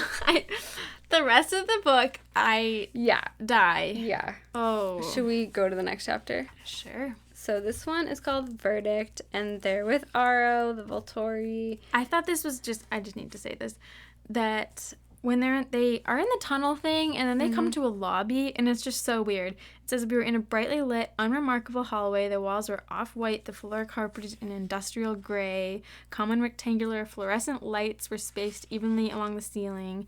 That's just not how I pictured it, and I didn't remember it that way, and I just thought, oh my gosh, it's really bland and not what you think of the Volturi being. But then that you actually keep going, and then it's more of a classic vampire interior, I think. And it's interesting, the Volturi's clothing is actually described under their shrouds as being modern, pale, and nondescript, which is not like the movies. In the movies are dressed more medieval-ish. Yeah. I thought there's something weird. Jane and her brother Alec, they kiss on the lips at one point. Yeah, dude, wait, I literally wrote, Dane and Alec seem incestuous. They are. I think they literally are. Are they biological siblings, or are they siblings? Sure they are biologically twins. There's also some other weird, I think all of the Volturi have like a weird sexual thing going on. There's, I think like, I swear to God, I think Aro kisses Jane. Quote, or it didn't happen. Well, when Aro was talking about Jane's power, he says, "You're very brave, Edward, to endure in silence. I asked Jane to do that to me once, just out of curiosity." That was weird. Yeah, I also thought it was weird. There's a part where I think they're talking about, I don't know, kind of joking about eating Bella or drinking her blood. Felix says dibs. Yeah. And I wrote, the Volturi talk like that? Yeah. What the heck? Obviously, there's some back and forth about what they're going to do and if they're going to kill Bella. Or Edward. Or Edward, yeah. And then they decide, there is no fight like there is in the movie as well. But then they decide that they are going to show them mercy with the intent that the Cullens will turn Bella into a vampire. And Alice shows a vision of that. I really think that, like, that's kind of nice of Aro. I don't know. Yeah, so I think Aro is such an interesting character in that he is, like, not really a bad guy. I mean, he does kill humans, but he's really interested in people. Like, he's very curious. And on page 467, Aro's skin is described as having described as onion skin. And I thought, kind of gross, but I thought that was a great way of describing it because I hadn't really been able to understand what Stephenie Meyer was trying to say when she said that the Volturi had like an older look to them and stuff. But I think describing their skin as looking like an onion peel, I was like, oh, okay, I can see it now. Yeah. And I wrote, Volturi are cool. Yeah. I don't know, I think they are kind of cool. And then also Marcus is one of the main three. There's Marcus, Caius, and Aro. They're kind of like the royalty, the top of the top guys. And Marcus can see relationships between people. That's like his powers. And I had totally forgotten about that. Yeah. I was like, what? I thought he didn't have any power. So that's kind of cool. And then Aro asks Bella if she would like to join the Volturi, which was not in the movie. And I thought that was super interesting. Well, I think he means like as a meal. No, he didn't, because he was like, imagine what her powers might be, like, because she's a shield. Oh, because Jane can't use her powers on her, Aro can't, none of them really can, and he asks if she would be interested in joining, which I thought that was really, really cool. She turns him down, but, and then Aro gives Edward a cloak to wear, because he's, like, shirtless right now, and says, "It suits you," and he sighs. That's on page 481. I just thought that was funny. Aro sighed, "It suits you." And then Edward chuckled. It's like interesting, back and forth. I think it's interesting when he asks them if they want to be a part of the Volturi. To Edward, "Your talent would be an excellent addition to our little company." "I'd rather not," Edward says. Yeah. "Alice?" Aro asked. "No, thank you," Alice said. "And you, Bella?" Edward hissed, low in my ears. I stared at Aro blankly. Was he joking? Or was he really asking me if I wanted to stay for dinner? Yeah. It was the white-haired Caius who broke the silence. "What?" he demanded of Aro. His voice, I don't know why, I think they're so funny. His voice, though no more whisper, was flat. "Caius, really, you see the potential?" Aro chided him affectionately. "I haven't seen a prospective talent so promising since we found Jane and Alec. Oh, so I guess he's who turned Jane and Alec. Can you imagine the possibilities when she is one of us? No, thank you, I spoke up in barely more than a whisper. Arrow sighed. That's unfortunate. Such a waste. Edward hissed. Join or die. Is that it? I suspected as much when we were brought to this room. So much for your laws. Then Arrow acts really innocent and is like, of course not. I don't know. So basically it's left as, we're going to keep an eye on you. You have to turn Bella because she knows that vampires exist. And that's kind of how they leave it. There isn't a big fight, like you said. Yeah. But it still feels interesting and intense. I don't think it feels like a disappointing climatic scene. And Kaya says, if I were you, I would not delay too long. We do not offer second chances. And once again, like, the Cullens are, like, not as anxious about this. Seems like a pretty immediate threat. I would want to... I don't know. I have the personality where it's like, I would want to deal with this right away, as Bella does. But they're like, we can keep them in the dark for you. Yeah. Don't worry about it. Yeah. But I'm just going to skip ahead. Edward kind of explains why he's not that nervous about it, because the way that the Volturi tracks people down is through Dimitri, because he's sort of like a tracker. But he's like the best tracker ever. Yeah, right? So he can smell people from like very, very far away. But because Bella's a shield, he wouldn't be able to find Bella. So they would just need to hide if they knew that the Volturi was coming, which Alice would be able to figure out. So they could kind of keep the Volturi in the dark. True. They're not the biggest threat, but it's still looming. So then they walk out of the lair or whatever, and all these tourists are coming in. Oh, this part is horrible. It's so disturbing. It's horrible. But I thought that they don't hunt in Volterra. Well, they aren't from Volterra. Yeah, I guess. They're tourists. Yeah, oh, yeah, okay. The couple in the front are Americans. There's of course. Woman holding a rosary. Oh, so sad. It's so horrible. They're all being led in to die, and it's just very disturbing. Yeah. Really upsetting. And it really affects Bella. She's, like, crying. She's actually, in the next chapter, Flight, in the beginning of it, she doesn't realize it, but she's just, like, crying and freaking out. And Alice says, I think she's having hysterics. Maybe you should slap her. To Edward. Like, that's kind of weird. I like Alice. Maybe we should slap her. Edward threw a frantic glance at her. I want to say this chapter 22, Flight, I wrote a note in a circle next to it. I could literally read the remaining chapters out loud on this podcast. Same. Because I mean, I always said it before, but really from here to the end is, I'm going to say, maybe my favorite part of the whole series. Yeah, I loved it so much. I have so much to say.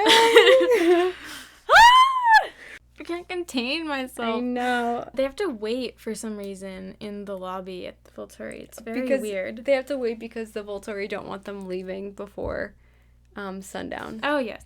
Oh, yeah, because Edward and Alice will sparkle in the sunlight. And they're in Italy. It's sunny there. And Edward pulls Bella on his lap, which I thought was so cute when she's crying. And Edward asks, what's wrong? Rubbing my back with gentle pats. I thought that was so cute. It's on page 488. And she says, is it really sick for me to be happy right now? I know exactly what you mean, he whispered, but we have lots of reasons to be happy for when we're alive. Yes, I agreed, that's a good one. And together, he breathed. His breath was so sweet, it made my head swim. So they still haven't really talked yet, but he's acting super affectionate and acting like they're together again. And I thought it was almost interesting that he wasn't like, oh, do you want to still be with me? Or like, are you dating someone? Like, no, he just kind of assumed right away that they're together again. Yeah. And acts like it. So I also thought this was really cute. I think when they're still waiting, Bella's just kind of trying to sleep, but not really. She's just sitting there. And then now and then as he talked with Alice, he would lean down suddenly and kiss me, his glass smooth lips brushing against my hair, my forehead, the tip of my nose. Each time it was like an electric shock to my long, dormant heart. The sound of its beating seemed to fill the entire room. It was heaven right smack in the middle of hell. Oh, I loved that line. Back together, it's kind of crazy. When you're reading this, it just feels like, oh my god, like Edward's back. I mean, we can't read the whole book out loud, but there's just all these descriptions of what he's doing and them together, and it's crazy. And then Alec comes in and says, you're free to leave now. we ask that you don't linger in the city. So they leave. Yeah, and then they're on the plane, Mm-hmm. and Bella is so tired. She's been up forever now, but she stays awake through all of this I traveling back know. to Forks They because fly, I thought it was crazy. They fly Yeah. to Rome, then to Atlanta, then to Seattle. mm-hmm. Pretty crazy trip. And she keeps her eyes open the whole time because she's so afraid that this is just a dream. Mm-hmm. And yeah, again, there's a lot of affectionate PDA on the plane. She drinks a soda to stay awake. Then the Cullens pick up the three of them at the airport. Esme says, "You will never put me through that again." Edward grinned, repentant. "Sorry, Mom." So they get to the house, I think, and Emmett and Rosalie are there. Edward stiffened. And then Esme says, "Don't. She feels awful." "She should," Edward said, making no attempt to keep his voice down. "It's not her fault," I said. That's Bella. My words garbled with exhaustion. It kind of is her So fault. everyone's pretty mad at Rosalie. Yeah, right except now. for Bella. I was thinking, like, I think Bella's not mad at Rosalie because if it weren't for Rosalie, she wouldn't be together with Edward You're right now. so right. And then on page 497, Rosalie apologizes to Bella, which Yeah. is pretty nice, and that doesn't happen in the movies. And she actually sounds pretty serious. She's like, "I'm so very sorry, Bella. I feel wretched about every part of this and so grateful that you were brave enough to go save my brother after what I did. Please say you'll forgive me." Of course, Rosalie, I mumbled. Yeah, it's not your fault at all. I'm the one who jumped off the damn cliff. Of course I forgive you. I thought, Bella, you could be a little bit tougher here. Even if you forgive her, hold off a little bit. Make At her least- suffer. Like she mumbled. Yeah. Yeah, that's true. Oh my god, but then Edward shows up at the house, obviously, with Bella. And he's carrying her. Oh, it's such a bad look. Charlie is pissed. And I Because wrote, she's asleep. It looks like something's happened to yeah, her. I wrote in my notes, "Oof, that's an awkward situation for Edward and Charlie." Charlie Yeah. says, "Get your hands off her." Yeah, and he says, Oh, yikes. "I can't believe you have the nerve to show your face here." I know. It's crazy. It's so bad. And It's then upsetting. Edward says, "She's just very tired, Charlie. Please let her rest." "Don't tell me what to do," Charlie yelled. "Give her to me. Yeah, get your hands off her." Oh, Bella says, "Cut it out, gosh. Dad."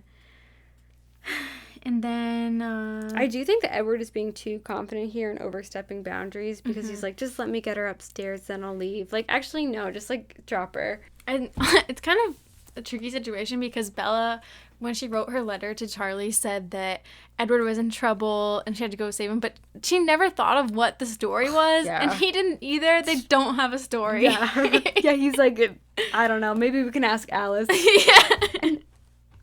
They have all this time, but they still don't come up with the story. I know they don't come up with an explanation. Yeah, I feel like she did try to come up with something on the plane. She could have been a little bit more creative. And then the chapter ends with, "The last thing I felt was Edward's cool hands prying my fingers loose from his shirt." So basically she's kind of being pulled away with Charlie. Yeah, Edward's not allowed in the house. yeah. Whew, that's not where you want your dad-boyfriend relationship to be. No, I don't think it's ever gonna. It's gonna resolve. It's tough. The next chapter is 23, The Truth. This was actually my favorite chapter in the whole book. Yes. It might be my favorite chapter in the whole series. It was amazing. Yeah. Maybe me too. So she wakes up and, okay, one thing I don't like about this chapter is it takes her way too long to realize that she's not dreaming and that he's really there because Edward's in her room. Oh my God. What I don't like, I just feel like this has been overdone a lot in the book. He thinks that he's in heaven when he first sees Bella, and it takes him a while to realize it. And I said, Earlier, too, she thought she was dreaming when Jacob showed up, right? Yeah. And was trying to tell her about the wolves. And Yeah. she was like, "I'm tired." And she's like, she tries to push him out the window, but is like, "Well, if I'm dreaming, it doesn't matter." Like, Yeah. this has already happened twice. I said there's a little bit too much of characters not believing reality and thinking that things are too good to be true. I'm just like, because this little thing of her thinking that she's dreaming goes on too long, and I'm like, shut up, Bella, this is real. On page 504, she says, "Charlie banned you from the house?" And it says, "His eyes were sad. Did you expect anything else?" That's such a small detail, but it made me sad. Yeah. He's sad that it is this way. On page 506, Edward explains the whole thing, basically. And he says that he had no idea, like, what was going on with Bella when he was gone.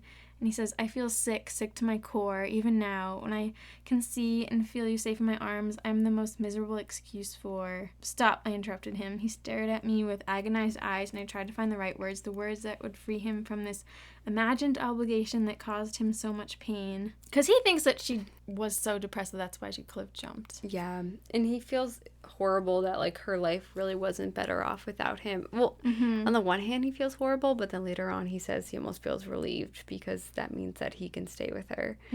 But I thought this was so savage. He says, when I heard what you told Alice, what she saw herself, when I realized that you had put your life in the hands of werewolves, immature, volatile, the worst thing out there besides the Victoria herself, he shuddered, and the gush of words halted for a second. Oh, I guess I read the end of that. Yeah, I just thought, like, that's so funny. I know. I mean, I know he's prejudiced against wolves, but he's slightly right that they are dangerous. I mean, I know vampires are dangerous too, but he's not totally off base. At this point, Bella still doesn't get that Edward loves her, and he thinks that it's just guilt again. Yeah. And so she basically is saying, don't worry about me. Like, if anything happens, don't go do this to yourself again. Like, I'm going to die if I trip in front of a bus or whatever it is the next time. You have to realize that it's not your job to take the blame. You can't just go running off to Italy because you feel bad that you didn't save me. Even if I had jumped off that cliff to die, that would have been my choice and not your fault. So that is, like, a healthy boundary that she's setting there, like, saying that, like, you're not responsible for me. Yeah. And then he says, Isabella Marie Swan, do you believe that I asked the Volturi to kill me because I felt guilty? And then this is where she realizes, he says, Bella, I went to the Volturi because I thought you were dead.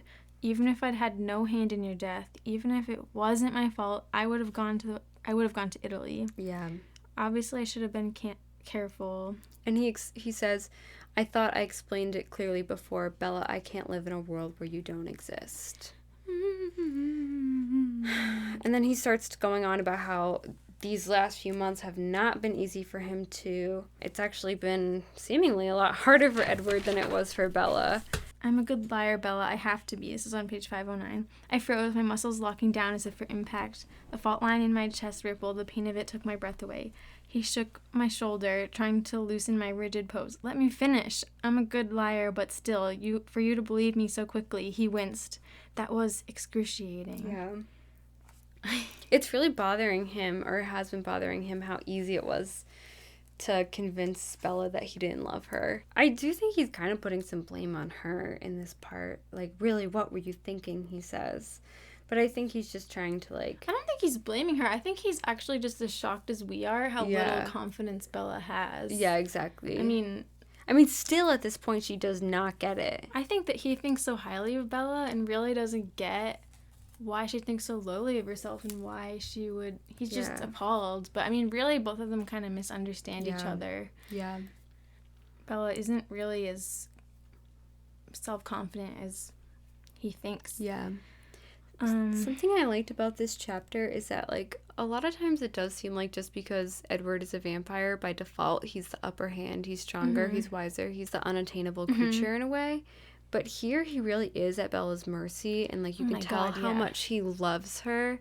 And he was so killed by this whole thing and so defeated by it. And I don't want to say lame or anything, but he was really desperate the whole time. Yeah.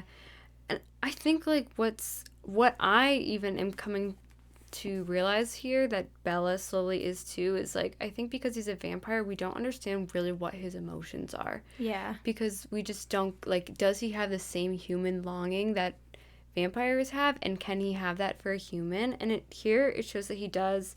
He says, yesterday when I would touch you, you were so hesitant, so careful, and yet still the same. I need to know why. Is it because I'm too late? Because I've hurt you too much?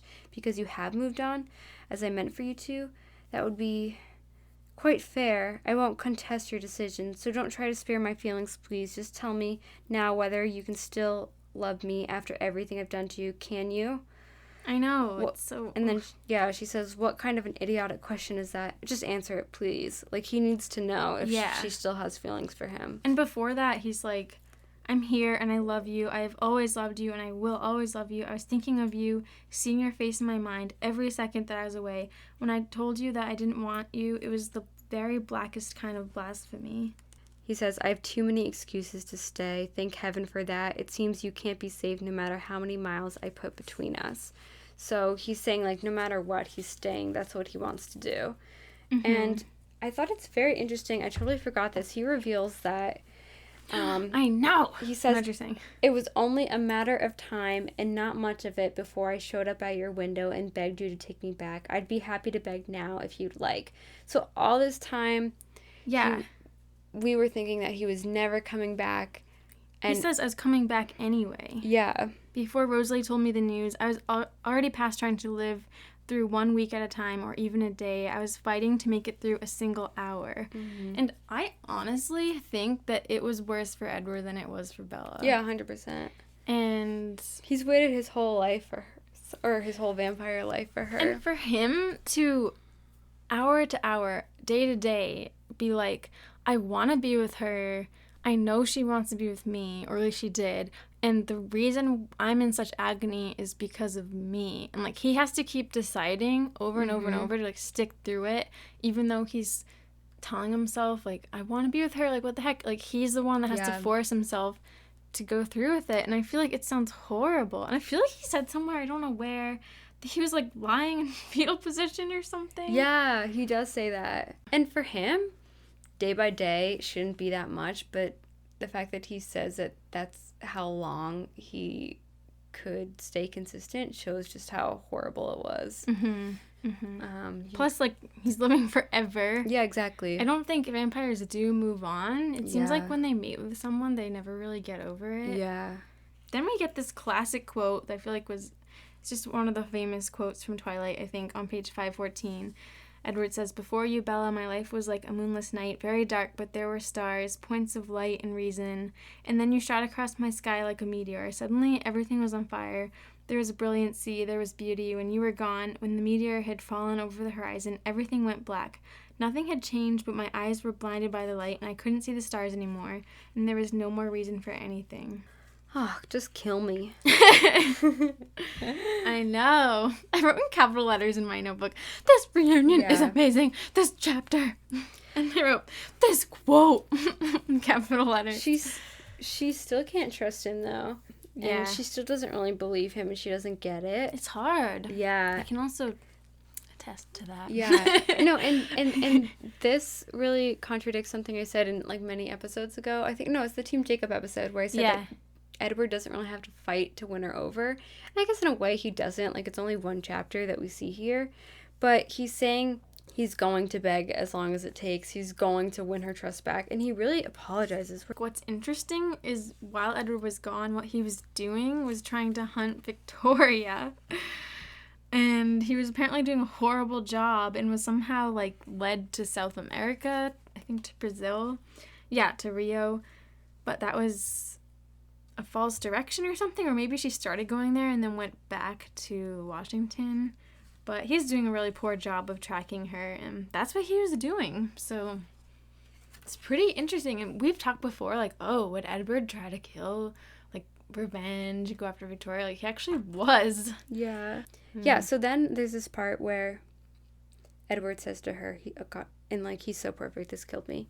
He said, you will always be the most beautiful thing in my world, of course. He hesitated, flinching slightly. If you outgrew me, if you wanted something else, I would understand that, Bella. I promised I wouldn't stand in your way if you wanted to leave me. So, I mean, like, all this criticism of Edward, he wants to be with her. He wants what's best with her. But if she wants something else, he's not going to stand in the way. My gosh. Edward. He just, like, it seems like he loves her pretty selflessly. I don't know. But then she brings up the Volturi and the fact that she wants to become a vampire, and they're debating when, and she's like, you do realize that I'll die eventually, right? And he's, of course, like, I'll follow after as soon as I can. Yeah, that reminded me of I'll Follow You Into the Dark by Death Cab for Cutie, which you like right now. Like forever. I love Death Cab for Cutie. And she says, that is seriously sick. So she's like, she knows that Alice said that she would turn her, but really she wants Edward to turn her. But she says she's going to his house. They're going to put it to a vote. Yeah, she's taking charge. Taking charge. That's what I wrote. My mortality, I'm putting it to a vote. And that's how the chapter ends. So our final chapter, Oh my god. chapter 24, it's called Vote. There's an epilogue. Yeah, I know. I know. They go to the Collins house to vote, and on the way there, Edward apologizes again, and he says, I'll earn your trust back somehow if it's my final act.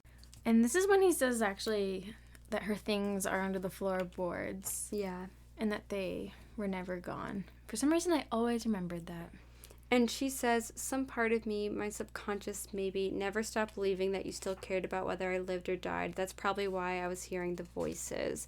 But they kind of glance over the voices, and he's like, oh, I hear voices too. Even though it's like not the same thing.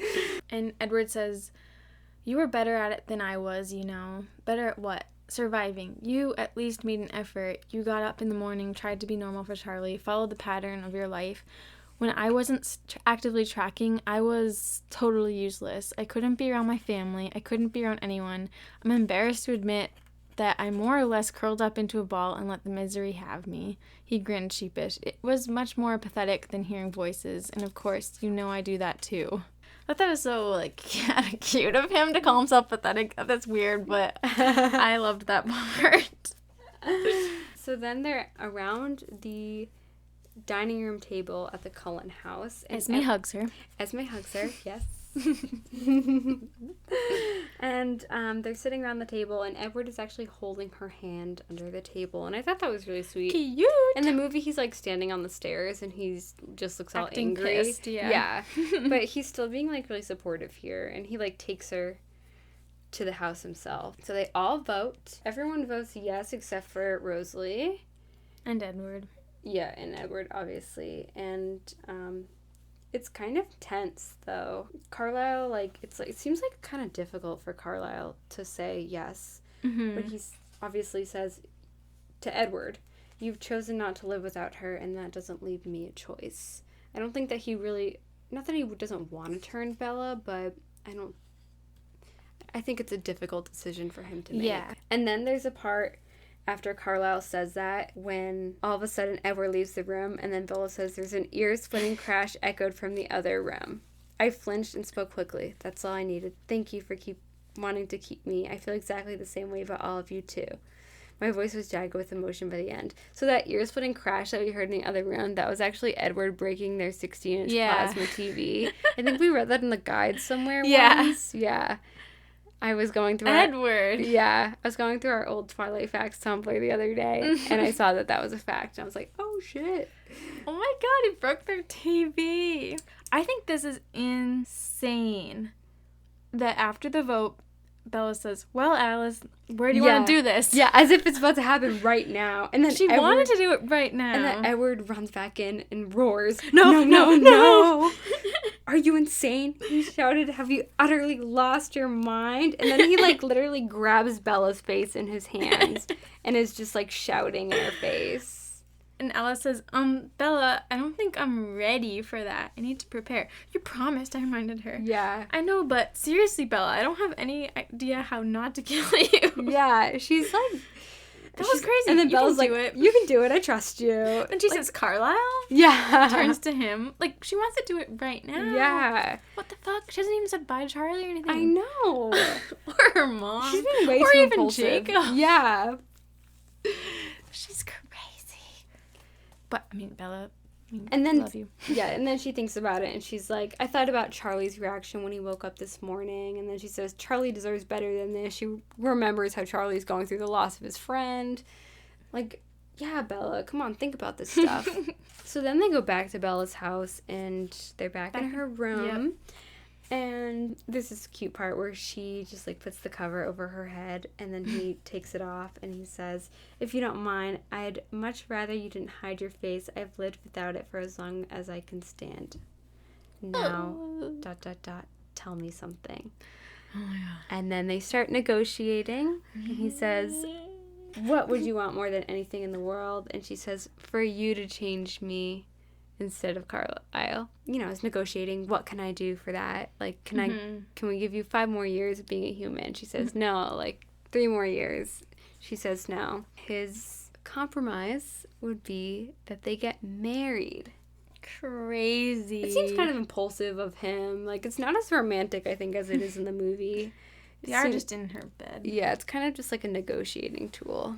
I don't know how long he's thought about this. I bet he has. Yeah, I mean, he says he doesn't have time. He thinks all night. Yeah. Edward's definitely a chronic overthinker. Yeah. Which I relate to. Yeah. I thought it was funny. She says, like, she brings up Renee and Charlie and how they got divorced. And Edward inhales deeply. Please don't tell me that you're afraid of commitment. Oh my gosh. Because your mom would rather you become one of the eternal damned than get married, he laughed darkly. But, like, seriously, Bella, you're willing to become a vampire but not marry him? And if she's like, oh, I'm too young to get married, then yeah, why don't you wait to become a vampire until you're old enough to get married? I don't know. She does say, I don't want to be 20. I want us both to be teenagers. Like, I don't want to be 20 if you're 17. I don't think that it would make a huge difference. It doesn't. I basically still feel like a teenager. Yeah, me too. I mean, maybe Edward looks younger in the books, but... Maybe. He acts so mature. Yeah. I can't imagine that in a few years she would be like, oh, I'm dating a teenager. Yeah. Sometimes people still think I am a teenager, just, like, looks-wise. Yeah. Didn't someone say about you and Tony? Oh, yeah. My boyfriend and I, last year, or, like, during the fall... we were walking on this bike path in my hometown, and these teen boys were ahead of us, and they were like, oh, there's nobody here. There's just these random teenagers behind us. Which, Tony is 29. That's gotta feel good. I know. But then Charlie wakes up. It's early in the morning, and it's kind of cute. Edward hides in the closet. But this part was so sad to me. Everything with Charlie here is just really killing me. Yeah, this is where Bella has to explain herself, and she has no excuse. It's kind of dumb. I was really stressed about this. Even when they were in Volturi, I was, like, nervous. Like, what is she going to tell him? All she says, there was an emergency. Yeah. I don't know what to tell you, Dad. It was a misunderstanding. Yeah.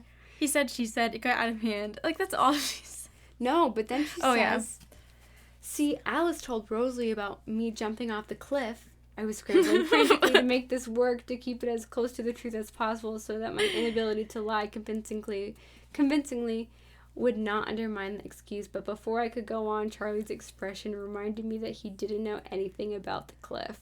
Major oops, as if I wasn't already toast. I guess I didn't tell you that, I choked out. It was nothing, just messing around, swimming with Jake. Anyway, Rosalie told Edward, and he was upset. And yeah. She sort of accidentally made it sound like I was trying to kill myself or something. He wouldn't answer his phone, so Alice dragged me to LA to explain in person. Oh my god. Yeah, and then obviously Charlie's really concerned. He said, were you trying to kill yourself? And after everything that Bella's gone through in this book that Charlie has witnessed, I would just be so concerned if I was him. I would think that, like, yeah, she kind of was. And then he said, what's it to Edward Cullen anyway? Yeah. And she says, another misunderstanding. Theme of our last episode. Yeah.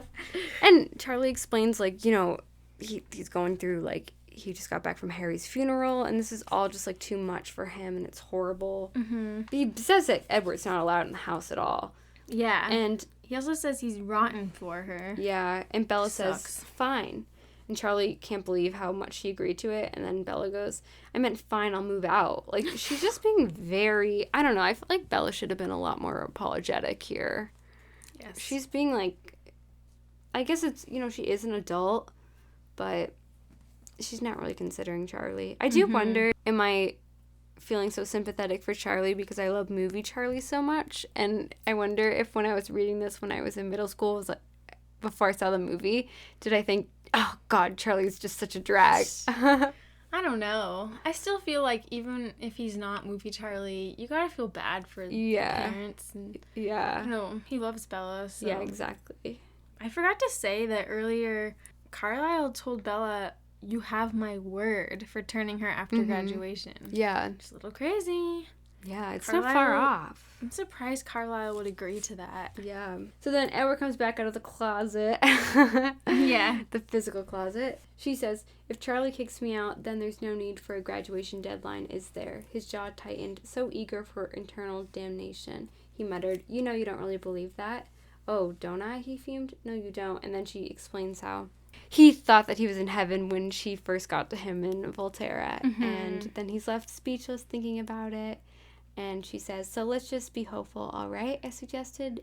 Not that it matters. If you stay, I don't need heaven. Which I was kind of surprised that Stephenie Meyer, as religious as she is, would write a line like that. She's being a rebel. Yeah, and then he got up slowly and came to put his hands on either side of my face as he stared into my eyes. Forever, he vowed, still a little staggered. That's all I'm asking for, I said, and stretched up on my toes so that I could press my lips to his. Such a classic Twilight ending.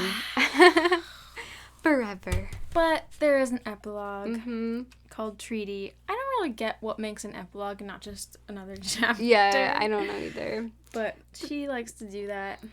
Okay, so this chapter is pretty crazy. I mean, I can't believe that the Collins cover story, I said this before, is that they're in LA. Nuts. And also that Bella hasn't applied to college yet. Yeah, so March, I'm pretty sure. Edward is sending her applications. And I said, are her parents paying any attention? I mean, yeah, we're sympathetic to Carlisle. That should have been their kid's name. To Charlie and Renee, but they aren't really paying much attention to what Bella's up to. I mean, Exactly.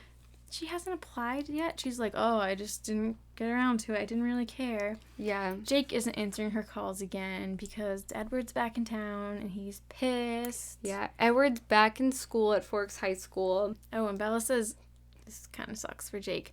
Page 550, when I did think of Jake, I always felt guilty for not thinking of him more. Yeah. She keeps calling Jake Billy. Oh my fucking God. Billy. Worst Billy, character. Yeah. Billy says he doesn't want to talk to you, so he's not even hiding it anymore. He's not coming up with any excuses. Bella says, I guess Billy hates me now, too. It's not fair. Billy sucks. I don't care for Billy. Bella comes home from school. She's like upset about not hearing from Jacob. And then she sees the motorcycle is in her driveway. I completely forgot about this part. It's horrible. Jacob dropped off the motorcycle at her house as like revenge. Yeah, and told Charlie about it. Basically. And I wrote in my notes, honestly, Jacob is the definition of nice guys finish last, and it makes me sick. He never cared about Bella's friendship. He just wanted to get laid. Kind of. I mean, people criticize Edward a lot, how he thinks he knows what's best for Bella, and he makes these, like, remember in Eclipse when he messes with her engine of her car so that she won't go to La Push?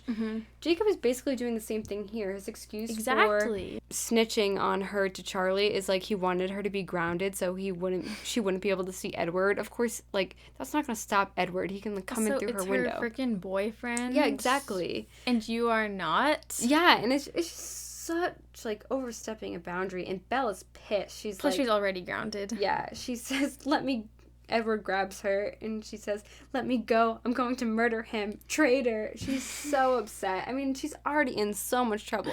I also wrote, my chill, weed-smoking Jacob would have never done this. Yeah. No, he wouldn't have. And I said, I fucking hate Jacob. Back off, bitch. Again, I'm really sorry to people who love Jacob. Yeah. He does have his good moments prior to this, but when this happened, I was transported back to 8th grade, summer before 8th grade, reading this in my diary, being like, I hate Jacob, and being with my friend Katie and being like, I hate Jacob. I literally felt like I was 13 again, and I just couldn't stand him, and I was so angry. Yeah. He's so immature, and I understand he is younger. Edward is being pretty mature and saying, like, thank you. I will never be able to tell you how grateful I am. I will owe you for the rest of my existence for keeping Bella alive when I didn't. And then Jacob's like, I didn't do it for your benefit. And then Edward explains to Jacob, I'm here until she orders me away. And then Bella says, never, to which Jacob makes a gagging sound. It's just so immature. Mm-hmm. And Jacob reminds them of the treaty and says that they cannot bite anybody. And he says, bite, not kill, making a distinction. And I thought that was really great momentum for the end of the book, setting up this conflict of she's almost made an agreement of what she wants, like she's going to become a vampire, and now it's like, oh shit, he's saying that the werewolves are going to attack them if they bite Bella. Mm-hmm. Do you think that would still be true if they left Washington, like if they left the Forks area? I don't think so. They could just do that. Yeah. Here, Charlie, he's like yelling, Bella, I see his car and I know you're out there.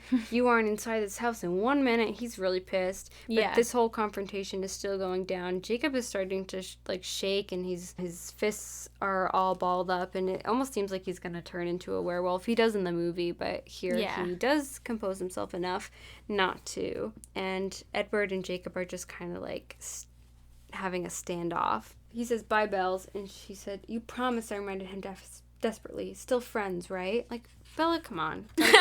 What does he say to that? Jacob shook his head slowly, and the lump in my throat nearly strangled me. You know how hard I've tried to keep that promise, but I can't see how to keep trying.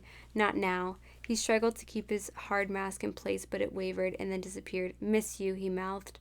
One of his hands reached toward me, his fingers outstretched like he wished they were long enough to cross the distance between us. Me too, I choked out. My hand reached toward him across the wide space. Where are they standing? Why don't they just walk closer to each other? I don't know. It's like they're on two boats or something, but actually they're just in her lawn. And then Edward pulls her back, and then Jacob gets, like, mad. Yeah. Basically, it ends. Charlie's yelling at her to come inside. Yeah, I think Jacob runs off, and she's just realizing all her problems. Now Edward and Jacob hate each other, and Victoria's after them, and the Volturi are after them. Yeah. And that's kind of a funny last line, though. She goes, very serious problems. So why did they all suddenly seem so insignificant when we broke through the last of the trees and I caught sight of the expression on Charlie's purple face? Yeah. We have all these life and death things, but really the most stressful thing right now is how mad her dad is. Mm-hmm. And the last line of the book is, I squared my shoulders and walked forward to meet my fate with my destiny solidly at my side. I thought that was cheesy. I didn't really like it. It's not it's not the best ending of the series. Because the fate, it's Charlie. Yeah. Charlie? Charlie? Yeah. I'm lying to everyone, Charlie. Like, we haven't said that in a while. Yeah. And my destiny solidly at my side. It's Edward. Yeah. Also, Destiny, Fate, are they that different? I don't know. They're just so cheesy. I didn't like it. I think it should have ended just with the thing about seeing Charlie's purple face. I thought that was funny. Yeah. Or even Edward squeezed me gently, I'm here. I drew in a deep breath. It could have just ended there or something. Or, that was true. Edward was here with his arms around me. I could face anything as long as that was true. That should have been the end. Yeah. Why did we have this last sentence? So that was New Moon. We freaking did it. We finished it. We talked about it. There's probably more we could have said, but... This is the longest episode. I hope you guys are still listening to this point. Please, don't make it just about us. Tell us what you think.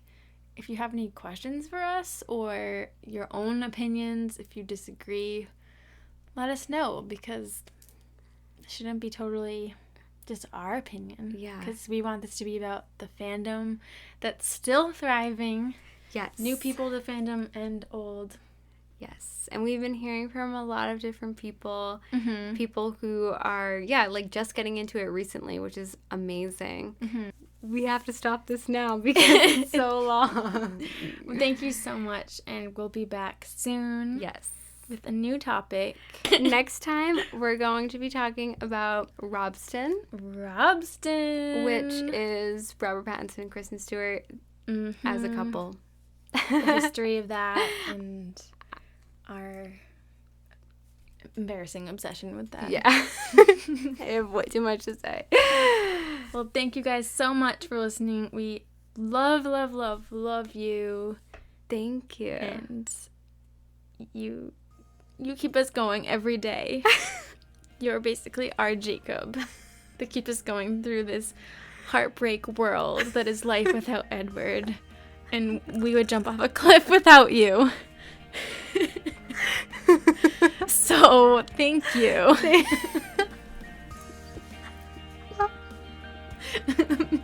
All right, bye, guys. Oh my god, that was one of our craziest episodes.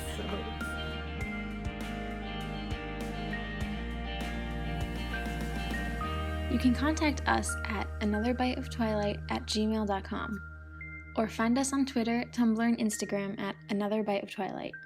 Theme music is by Traces. See you next time.